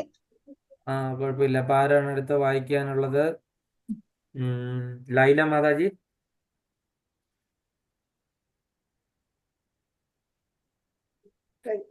പ്രകൃതി സഹജങ്ങളായ ത്രിഗുണങ്ങളോട് കൂടിയ കർമ്മങ്ങളും അവയുടെ പ്രതികരണങ്ങളും ഉൾക്കൊള്ളുന്നവയാണ് ഭൗതിക പ്രവർത്തനങ്ങളെല്ലാം. ഫലോദിഷ്ടങ്ങളാണവ. അവയെല്ലാം ഭൗതിക ലോകത്തോടുള്ള ബന്ധം കൂടുതൽ ദൃഢപ്പെടുത്തും. മുറുക്കുന്നുമുണ്ട്. ഇന്ദ്രിയ സുഖങ്ങളുടെ മേഖലയിൽ സാമാന്യ ജനങ്ങളെ പതുക്കെ അതീന്ദ്രിയതയിലേക്ക് ഉയർത്തുവാൻ വേണ്ടിയാണ് വേദങ്ങൾ കാമ്യ കർമ്മങ്ങൾ നിർദ്ദേശിച്ചിട്ടുള്ളത്. അർജുനനാകട്ടെ തന്റെ സുഹൃത്തും ശിഷ്യനുമെന്ന നിലയിൽ വിജ്ഞാനത്തിന്റെ വേദാന്ത തത്വശാസ്ത്രങ്ങളുടെ അതീന്ദ്രിയ മേഖലയിലേക്ക് ഉയരണമെന്നാണ് കൃഷ്ണൻ ഉപദേശിക്കുന്നത്. അതിനായുള്ള ആദ്യത്തെ കാൽവെപ്പാണ് ബ്രഹ്മ ജിജ്ഞാസ, അഥവാ സർവോന്നതമായതിനെ കുറിച്ച് അറിയാനുള്ള ആഗ്രഹം. എല്ലാ ജീവജാലങ്ങളും ക്ലേശങ്ങൾ അനുഭവിക്കുന്നു. ഭൗതിക പ്രപഞ്ചം സൃഷ്ടിച്ച ശേഷം ഭഗവാൻ ജീവിക്കേണ്ടത് എങ്ങനെയെന്നും ഭൗതികതയുടെ ഊരാക്കുടുക്ക് അഴിക്കേണ്ടത് ഏത് വിധമെന്നും ഉപദേശിക്കുന്നു. വൈദിക വിജ്ഞാനം ജീവാത്മാക്കൾക്ക് ഇന്ദ്രിയ സുഖങ്ങൾക്കായുള്ള പ്രവർത്തനം, അതായത് കർമ്മകാണ്ഡം എന്ന വിഭാഗം അവസാനിച്ചതിന് ശേഷം വേദവിഭാഗങ്ങളിൽ തന്നെ ഒന്നായ ഉപനിഷത്തുകളിലൂടെ പ്പെട്ടിട്ടുണ്ട്. അതീന്ദ്രിയ ജീവിതത്തിന്റെ തുടക്കം കുറിക്കുന്നവയത്രേ ഉപനിഷത്തുകൾ. പഞ്ചമ വേദമെന്ന് പറയപ്പെടുന്ന ഒരു ഭാഗമാണ് ശരീരമുള്ള കാലത്തോളം ത്രിഗുണാത്മകമായ കർമ്മങ്ങളും അവയുടെ പ്രതികരണങ്ങളും തുടർന്നു പോകും. സുഖദുഃഖങ്ങളെയും ശീതോഷ്ണങ്ങളെയും പോലുള്ള ദ്വന്ദ്ങ്ങളെ തിദിക്ഷയോടെ നേരിടാൻ പരിശീലിക്കണം. അങ്ങനെ ദ്വന്ദ്ങ്ങളെ സഹിക്കാൻ കഴിവ് നേടി ലാഭനഷ്ടങ്ങളെ കുറിച്ചുള്ള ഉത്കണ്ഠയിൽ നിന്ന് മുക്തനാകണം. തികഞ്ഞ കൃഷ്ണാബോധത്തോടെ ജീവിക്കുന്നവർക്ക്, കൃഷ്ണന്റെ കരുണയെ മാത്രം ആശ്രയിക്കുന്നവർക്ക് ഈ അതീന്ദ്രിയാവസ്ഥ ലഭ്യമാകുന്നു. അപ്പൊ നമ്മള് ഹരി ഓം. ഹരേ കൃഷ്ണ.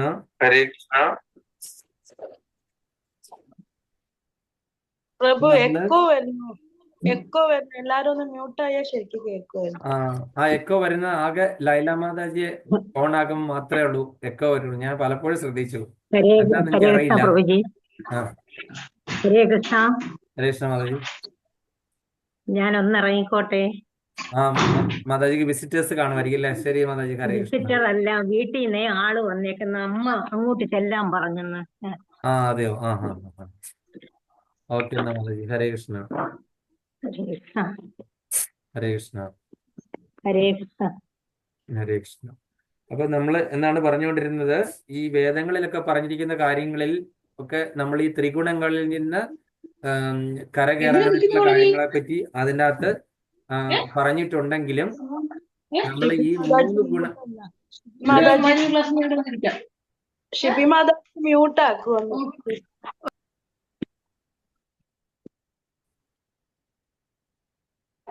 അപ്പൊ നമ്മൾ എന്താണ്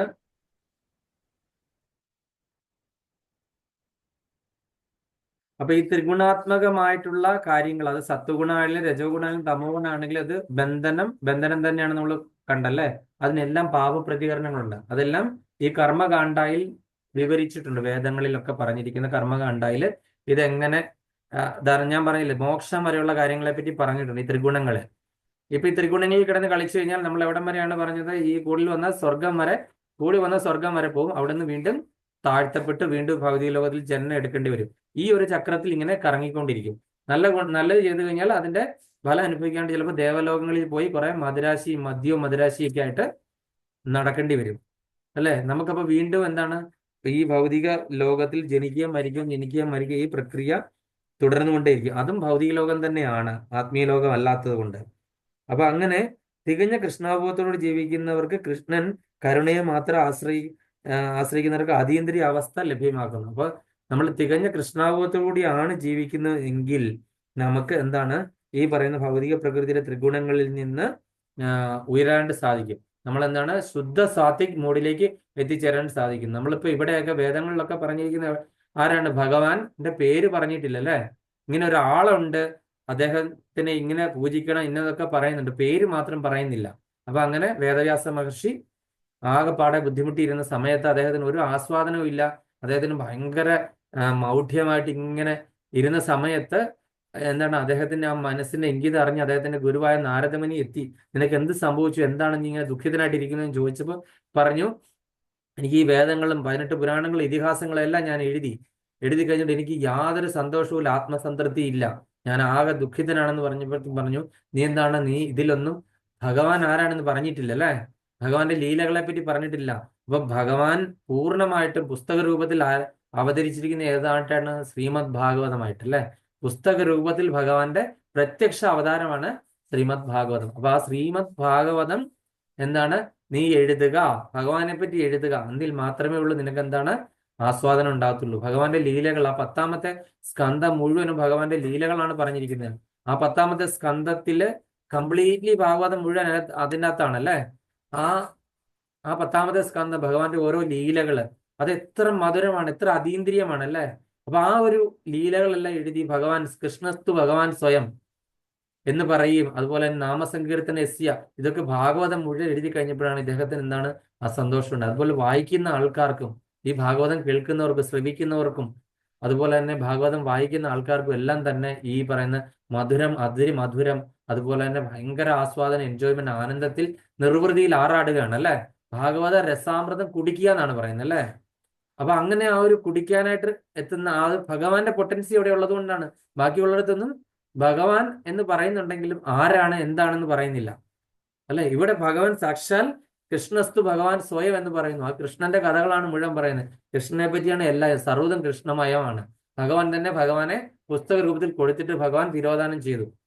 അപ്പൊ അങ്ങനെയുള്ള ശ്രീമദ് ഭാഗവതം അത് സുഖബ്രഹ്മർഷി ആചാര്യനിൽ നിന്ന് ഓതറൈസ്ഡ് ആയിട്ടുള്ള സോഴ്സ് വഴി കേട്ട് അത് നമ്മൾ ശ്രവണം മുഖാന്തരം അത് കേട്ട് മനനം ചെയ്ത് അത് നമ്മൾ വായിച്ച് മനസ്സിലാക്കി ഹൃദയസ്ഥമാക്കി സദാ ഭഗവാന്റെ വിചാരമായിട്ട് ഇരുന്ന് കഴിയുവാണെങ്കിൽ മാത്രമേ നമുക്ക് ഈ കൃഷ്ണാവബോധത്തിൽ ഈ സത്വരജസ്തമോ ഗുണങ്ങളിൽ നിന്ന് ഉയർന്ന മുകളിലേക്ക് ഉയരാനായിട്ട് പറ്റത്തുള്ളൂ. അപ്പൊ ശ്രീമദ് ഭാഗവത ശ്രവണം അതാണ് ഏറ്റവും ഇമ്പോർട്ടൻ്റ് ആയിട്ടുള്ള കാര്യം, നമ്മൾ ശ്രദ്ധിക്കേണ്ട കാര്യം. അപ്പം ഇനി അടുത്ത ശ്ലോകം നമ്മൾ അടുത്ത ആഴ്ച എടുക്കാം. എന്തെങ്കിലും സംശയമുണ്ടോ, അല്ലെങ്കിൽ നമുക്ക് സംസാരധാവയുടെ ഒരു ചെറിയ ഒരു ഒരു സ്റ്റാൻസ എടുത്തിട്ട് നമുക്ക് ഗുരു അഷ്ടകത്തിന്റെ കാര്യം ഞാൻ പലതവണ പറഞ്ഞാണ്, സംസാരധാവ നമുക്ക് എടുക്കാം. അപ്പോൾ 4 ലൈൻ മാത്രം നമുക്ക് നോക്കിയിട്ട് നമുക്ക് നിർത്താം. തിരക്കുള്ളവർക്ക് പോകാം. ഓക്കെ, അല്ലെങ്കിൽ നമ്മൾ ഓരോ പോയിന്റ് പറയുന്നു, പിന്നെ സംസാരധാവ എടുക്കുന്നു. എന്തെങ്കിലും സംശയം ഉണ്ടെങ്കിൽ ഇപ്പോൾ ചോദിക്കാം. അടുത്ത കഴിഞ്ഞ് സംസാരധാവ എടുക്കാനായിട്ട് പോവാണ്.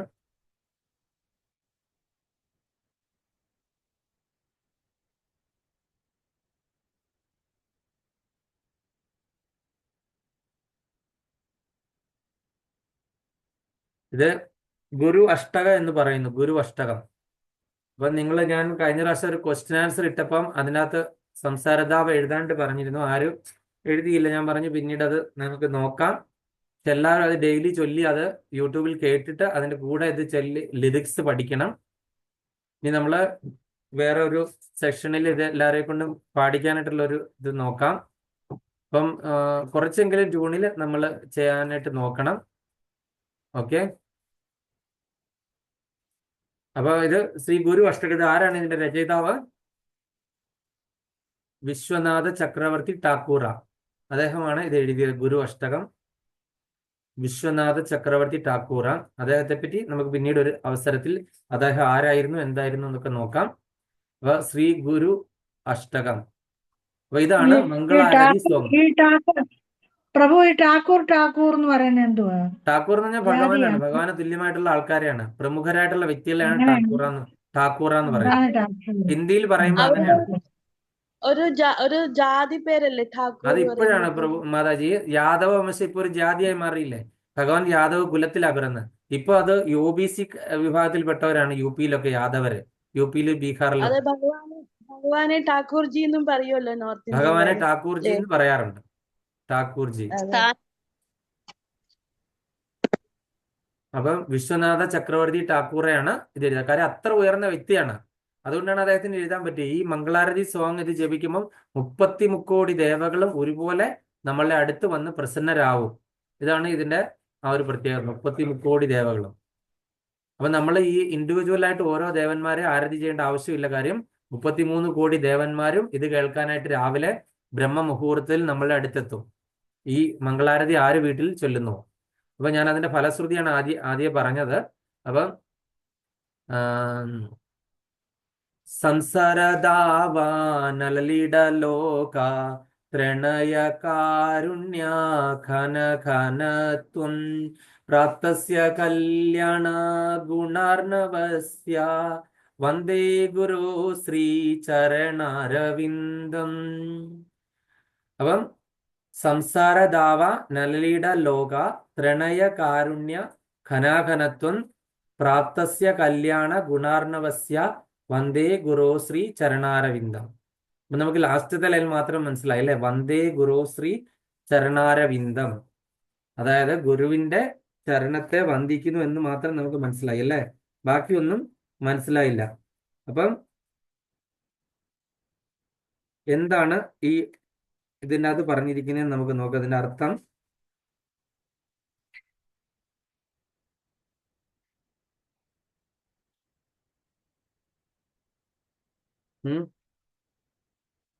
അതിന്റെ അർത്ഥമുള്ള ബുക്ക് വൈഷ്ണവ ഗീതങ്ങൾ ഉണ്ട് പ്രഭു. അർത്ഥം വായിക്കണം പ്രഭു, അർത്ഥം വായിക്കണം. മാതാജി എന്റെ അർത്ഥം വായിച്ചു. മേഘങ്ങൾ മഴ ചൊരിഞ്ഞ് എപ്രകാരം കാട്ടുതീ അണയ്ക്കുന്നുവോ അപ്രകാരം കരുണാസമുദ്രമായ ആത്മീയ ഗുരു ഭൗതിക ആസ്തിത്വമാകുന്ന ആളിക്കെത്തുന്ന തീ കെടുത്തുന്നു. മംഗളകരമായ ഗുണങ്ങളോടുകൂടിയ ഇപ്രകാരമുള്ള ആത്മീയ ഗുരുവിന്റെ പാതാരവിന്ദങ്ങളിൽ ഞാൻ സാദര പ്രണാമങ്ങൾ അർപ്പിക്കുന്നു.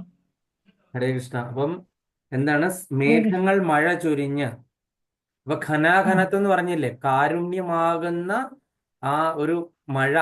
മാധവി രാധാ മാതാജി എന്തൊക്കെയോ ചെയ്യുന്നുണ്ടല്ലോ സ്ക്രീനില്.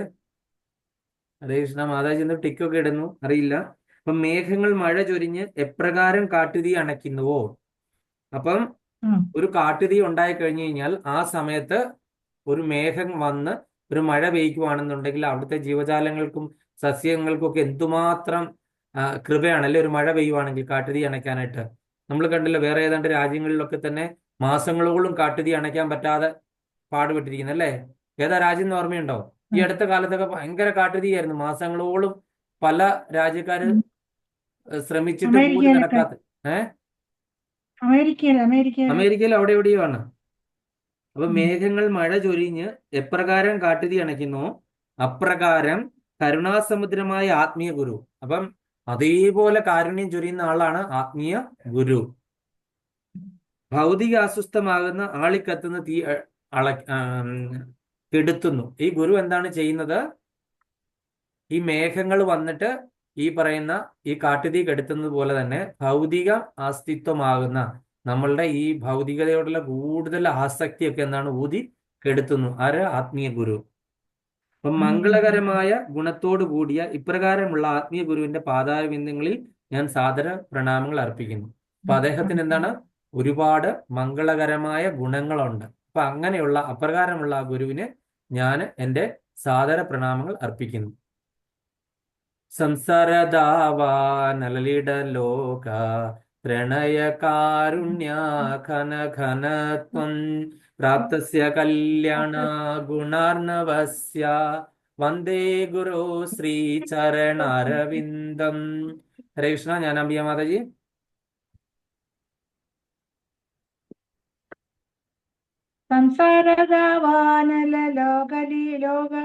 സംസാരദാവാനലലോക പ്രണയകാരുണ്യ കനാകനത്വം പ്രാപ്തസ്യ കല്യാണ ഗുണാർണവസ്യ വന്ദേ ഗുരു ശ്രീ ചരണാരവിന്ദം. ഹരേ കൃഷ്ണ. രാധിക മാതാജി. വീണ ശരിയായില്ലേ പ്രഭു? അത് ശാരദാവാനലിടലോക പ്രാണായ കാരുണ്യ ഘനഘനത്വം പ്രാപ്തസ്യ കല്യാണ ഗുണാർണവസ്യ വന്ദേ ഗുരു ശ്രീ ചരണാരവിന്ദം. ഹരേ കൃഷ്ണ. ഗീത മാതാജി. ഹരേ കൃഷ്ണ. ഗീത മാതാജി.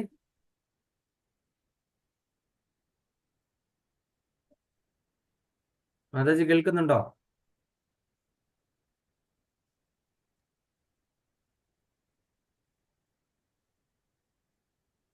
ഇന്ന് അടുത്ത മാതാജി കേട്ടോ?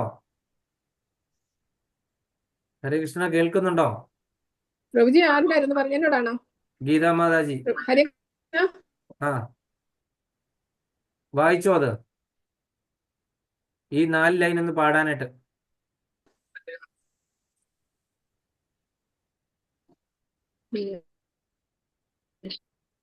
മാതാജിക്ക് എനിക്ക് അറിയുന്നില്ല, ലൈൻ ക്ലിയർ ആകുന്നില്ല. ടിബി മാതാജി. ഹരേ കൃഷ്ണ. സംസാരദാവാനലലിടലോക ത്രണായ കാരുണ്യ ഘന ഘനത്വം ഘനത്വം പ്രാപ്തസ്യ കല്യാണ ഗുണാർണവസ്യ വന്ദേ ഗുരു ശ്രീ ചരണാരവിന്ദം. ഹരേ കൃഷ്ണ. ഉഷാമണി മാതാജി. ഉത്തമ ഭക്തി രോഹിണി ദേവിദാസി മാതാജി. ഇതിന്റെ 4 ലൈൻ ആദ്യത്തേത്.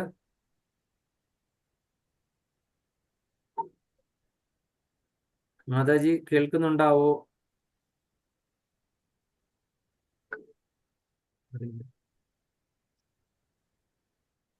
സതി മാതാജി. ഹരേ കൃഷ്ണ പ്രഭു. ആദ്യത്തെ എന്റെ ബുക്കിൽ ആദ്യത്തെ ലൈൻ ഒന്ന് പറഞ്ഞു തരുമോ പ്രഭു? ഞാൻ മറന്നുപോയി പെട്ടെന്ന്.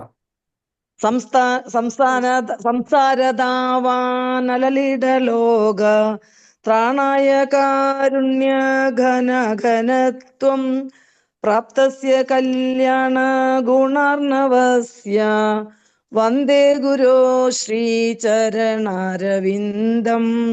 ഹരേ കൃഷ്ണ. ഹരേ കൃഷ്ണ. അപ്പൊ ഇതിന്റെ നമുക്ക് ഓരോരോ 4 ലൈന് ഓരോ പ്രാവശ്യം പഠിച്ചു പോകാം.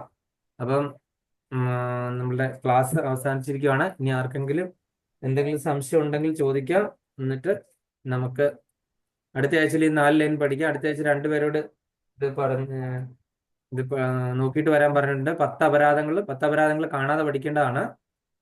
10 അപരാധങ്ങൾ നമ്മൾ കാണാതെ പഠിക്കുക, അതുപോലെ തന്നെ അത് പ്രാവർത്തികമാക്കുകയും ചെയ്യണം. അപ്പം സംശയം ഇല്ലെങ്കിൽ ഓരോ പോയിന്റ് പറയാം ഇന്നത്തെ ക്ലാസ്സിലെ.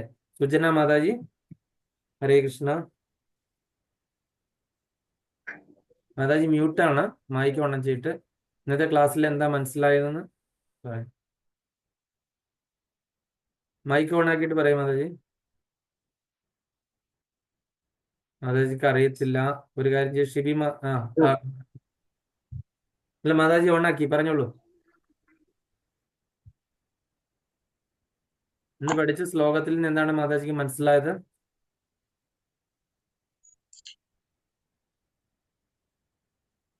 വേദം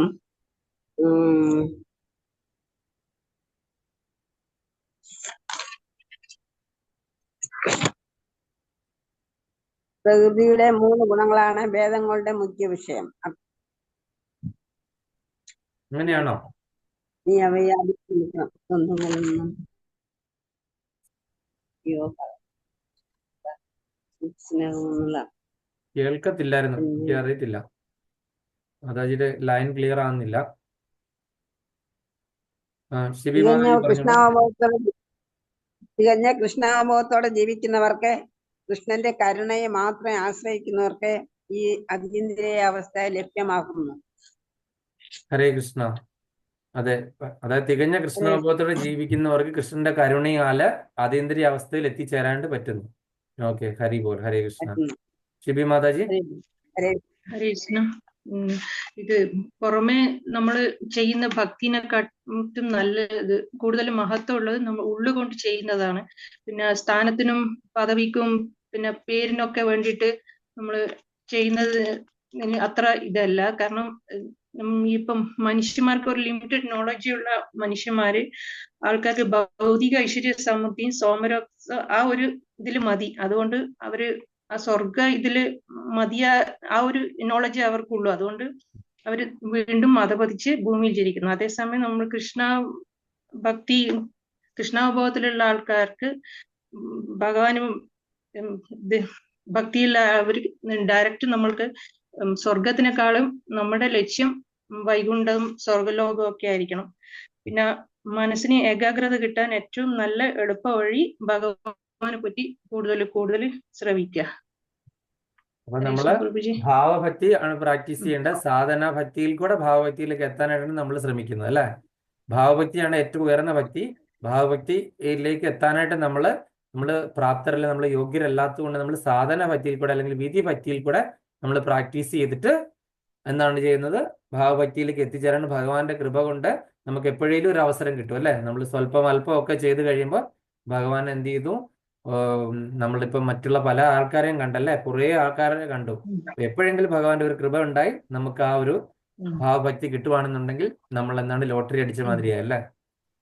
ഹരിബോൾ, ഹരേ കൃഷ്ണ. അടുത്തത് എന്താണ് ശാന്തകുമാരി മാതാജി, എന്തെങ്കിലും പോയിന്റ് ഉണ്ടോ പറയാൻ? പ്രഭു, നമുക്ക് ഈ സ്വർഗം കാക്ഷിക്കാതെ 3 ഗുണങ്ങളിൽ നിന്നും നമ്മൾ കടന്നു ഭഗവാന്റെ നാമം ചൊല്ലി ഭഗവാന്റെ പ്രീതി നേടി ഭഗവാന്റെ പ്രേമം സ്വീകരിച്ച് ഭഗവാൻ ലോകത്തേക്ക് തന്നെ ചെല്ലണം. അല്ലാതെ നമ്മൾ സ്വർഗത്ത് ചെന്നിട്ട് കാര്യമില്ല. വീണ്ടും നമ്മൾ ആ സ്വർഗത്തിന്റെ ഗുണങ്ങളെല്ലാം തീർന്നു കഴിയുമ്പോൾ വീണ്ടും നമ്മൾ ഭൗതികങ്ങൾ അനുഭവിക്കാൻ വീണ്ടും വരും. അതിലും നല്ലത് ഭഗവാന്റെ നാമം തന്നെ ചൊല്ലി ഭഗവത് ധാമത്തിലേക്ക് തന്നെ പോകാൻ സാധിക്കട്ടെ എന്ന് പ്രാർത്ഥിക്കും. ഹരേ കൃഷ്ണ, ഹരിബോൽ. അതായത് നമ്മള് ഈ സ്വർഗം വരെ പോകാന്ന് പറഞ്ഞാൽ നമ്മളുടെ തൊട്ട് മുകളിലുള്ള ലോകങ്ങളിലാണ് സ്വർഗലോകം, അല്ലെ? നേരെ ഉപരി അത് ഭൗതിക ലോകം തന്നെയാണ്. അവിടെ ചെന്ന് കഴിഞ്ഞാൽ എന്താണ്? കുറെ സോമരസം, കുറെ ആസ്വാദനമൊക്കെ കഴിഞ്ഞു കഴിഞ്ഞാൽ എന്താണ്? അതിപ്പോഴും ആസ്വാദനമാണോ? അല്ല. വീണ്ടും എന്താണ്? ആ ആസ്വാദനം ഒന്നും പോരാത്ത വരുന്ന അവസ്ഥ വരുന്നു. അപ്പൊ വീണ്ടും വീണ്ടും ജനിക്കേണ്ടി വരുന്നു. വീണ്ടും വീണ്ടും നീച ഗ്രഹങ്ങളിലേക്കോ താഴ്ന്ന ലോകങ്ങളിലേക്കോ ജനിക്കേണ്ടി വരുന്നു. അത്രയും നാൾ ഈ ജനനമരണ ചക്രത്തിൽ കൂടെ കിടന്ന് കറങ്ങേണ്ടി വരുന്നു. അത് ത്രിഗുണങ്ങളാൽ ഇങ്ങനെ കറക്കപ്പെടുന്നു. അപ്പൊ നമ്മളുടെ ലക്ഷ്യം അതല്ല. നമ്മളുടെ ലക്ഷ്യം എന്താണ്? വളരെ പരമപ്രധാനമായിട്ട് ഉന്നതമായിട്ടുള്ള ആ ഒരു ഇതാണ് നമ്മുടെ ലക്ഷ്യം. അത് നമ്മൾ എലിവേറ്ററിലാണ് പോകുന്നത്. നമ്മൾ പോകുന്നത് സാധാരണഗതിയിലുള്ള സ്റ്റെപ്പ് കയറി അല്ല പോകുന്നത്, അല്ലെ? നമ്മൾ ഈ കാമ്യ കർമ്മങ്ങളിലൂടെ വേദങ്ങളിൽ പറഞ്ഞിട്ടുള്ള അതിൽ കൂടെ അല്ല പോകുന്നത്. നമ്മൾ എന്താണ് എലിവേറ്ററിൽ കൂടെയാണ്. അവർ സ്റ്റെപ്പ് കയറി പോകുമ്പോൾ നമ്മൾ എലിവേറ്ററിൽ കൂടെയാണ് പോകുന്നത് അല്ലേ? ഹരേ കൃഷ്ണ. വിലാസിനി മാതാജി. കൃഷ്ണ. ഹരേ കൃഷ്ണ. നമ്മള് ഭഗവാനിൽ തന്നെ ത്രൈഗുണ്യ വിഷയാവേദ. അപ്പൊ ഭഗവാൻ അർജുനനോട് പറയുന്നതാണ് സത്വരജ തമസിൽ നിന്ന് മാറി നിസ്ത്രൈഗുണ്യോ ഭവാർജുന നിർദ്ദന്തോ നിത്യസത്വസ്ഥോ നിജ്യോഗക്ഷേമ ആത്മവാൻ. സമ്പാദ്യത്തിലും സംരക്ഷണത്തിലും ശ്രദ്ധയില്ലാത്തവനായും പരമാർത്ഥ സ്വരൂപത്തിൽ ഉറച്ചു നിൽക്കുന്നവനായും തീരുക എന്ന് ഭഗവാൻ അർജുനനോട് ഉപദേശിക്കുന്നു. അതാണ് ത്രൈഗുണ്യ വിഷയ വേദ നിസ്ത്രൈഗുണ്യോ ഭവാർജുന. ഈ ഗുണങ്ങളിൽ നിന്നെല്ലാം അതീതനായി ഭവിക്കുക എന്നാണ് ഭഗവാൻ അർജുനനെ ഉപദേശിക്കുന്നത്. അതുപോലെ നമ്മളും ഭഗവാൻ ഹരേ കൃഷ്ണ. അതെ, ഹരേ കൃഷ്ണ. ഹരി ബോൾ Mataji. Hare Krishna. Jnanambika Mataji. Mike mike mike. എല്ലാരും എല്ലാം പറഞ്ഞു കഴിഞ്ഞു, പോയിന്റ് ഒക്കെ തീർന്നു ഇപ്പൊ പഠിപ്പിച്ചതിന്റെ. എങ്കിലും നമ്മൾ ഈ ധർമാർത്ഥ കാമമോക്ഷങ്ങൾ ആഗ്രഹിക്കുന്നവര് സ്വർഗലോകം വരെ പോവുള്ളൂ. അപ്പൊ അതിന്റെ അസുഖം തീർന്നു കഴിയുമ്പോൾ പിന്നെയും ഭൂമിയിലോട്ട് വരും. വേദത്തിലെ ഫലോദിഷ്ട കർമ്മങ്ങൾ ചെയ്താലും അത് ഈ പറഞ്ഞ പോലെ ആ സ്വർഗലോകത്ത് പോയി എല്ലാം അനുഭവിച്ച് സുഖം തീർന്നു ഇത് മോക്ഷം തീർന്നു കഴിയുമ്പോൾ ആ കർമ്മം തീർന്നു കഴിയും, പുണ്യം തീർന്നു കഴിയുമ്പോൾ പിന്നെയും തിരിച്ചു വരും. അതേ സമയത്ത് നമ്മൾ ഭഗവാനിലോട്ട് ശ്രവണം മൂലവും നമ്മുടെ ആന്തരിക ശുദ്ധിയും എല്ലാം കൊണ്ട് എല്ലാ സമയങ്ങളും നമ്മൾ ഭഗവാനെ ആശ്രയിച്ച് ഭഗവാനെ പ്രാർത്ഥിച്ച് ഭഗവാന്റെ കഥകളും എല്ലാം കേട്ട് ഭാഗവതം എപ്പോഴും എല്ലാ ശ്രവണത്തിൽ കൂടെയും മന്നത്തിൽ കൂടെയും നമ്മൾ ഭഗവാനെ ആശ്രയിച്ചു കഴിഞ്ഞാൽ നമ്മൾ എത്തേണ്ടിടത്തെത്തും, ഗോലോകത്തെത്തും. പിന്നെ നമ്മൾ ഈ ലോകത്തോട്ട് വരേണ്ടി വരത്തില്ല. നമ്മുടെ എല്ലാ ഭഗവാൻ നോക്കിക്കോളും. നമ്മൾ പിന്നെ വീണ്ടും ജനിച്ച് നമ്മൾ ഈ ഇതിനകത്തോട്ട് വരേണ്ട കാര്യമില്ല എന്നുള്ളതാണ് പഠിച്ചത്. ഹരേ കൃഷ്ണ മാതാജി. ഒരുപാട് സന്തോഷം. ഇന്നെല്ലാവരും ഇത്രയും നേരം ഒക്കെ ഇരുന്നല്ലോ. അവസാനം 7 പേരിലായി. സമയം കഴിഞ്ഞു പോയതുകൊണ്ടാണ്. അപ്പൊ നമുക്കിന്ന് കാലാവസ്ഥ മോശം പ്രഭു. കാലാവസ്ഥയും എവിടെയൊക്കെ മഴകളും അതും ഇതൊക്കെ ഇവിടെ ഇങ്ങനെ കറുത്തു നിൽക്കുക. എപ്പോഴാ പെട്ടെന്ന് അറിയത്തില്ല. അതെയല്ല. സാരമില്ല, നമുക്ക് അടുത്ത ആഴ്ച വീണ്ടും കാണാം. അപ്പം എല്ലാ വാഞ്ചാകൽപതരൂപസ്യ കൃപാസിന്ധുഭ്യവച പതിതാനം പാവനിഭ്യോ വൈഷ്ണവേഭ്യോ നമോ നമഃ. अनंतकोटि वैष्णव की जय, अनंतकोटि आचार्य की जय, श्रील प्रभात की जय, गुरु महाराज की जय, अनंतकोटि वैष्णव की जय. ഗൗര പ്രമാനന്ദേ. ഹരി ഹരി ബോൾ. ഹരേ കൃഷ്ണ. എല്ലാവർക്കും തിരുവനന്തപുരത്തൊക്കെ നല്ല പ്രോഗ്രാം ആയിരുന്നു പ്രഭു. തിരുവനന്തപുരത്തെ മധുരയിലൊക്കെ നല്ല പ്രോഗ്രാമുകളായിരുന്നു. കാരണം ഈ സഫാരി എന്ന് പറഞ്ഞിട്ട് 3 ദിവസത്തേക്ക്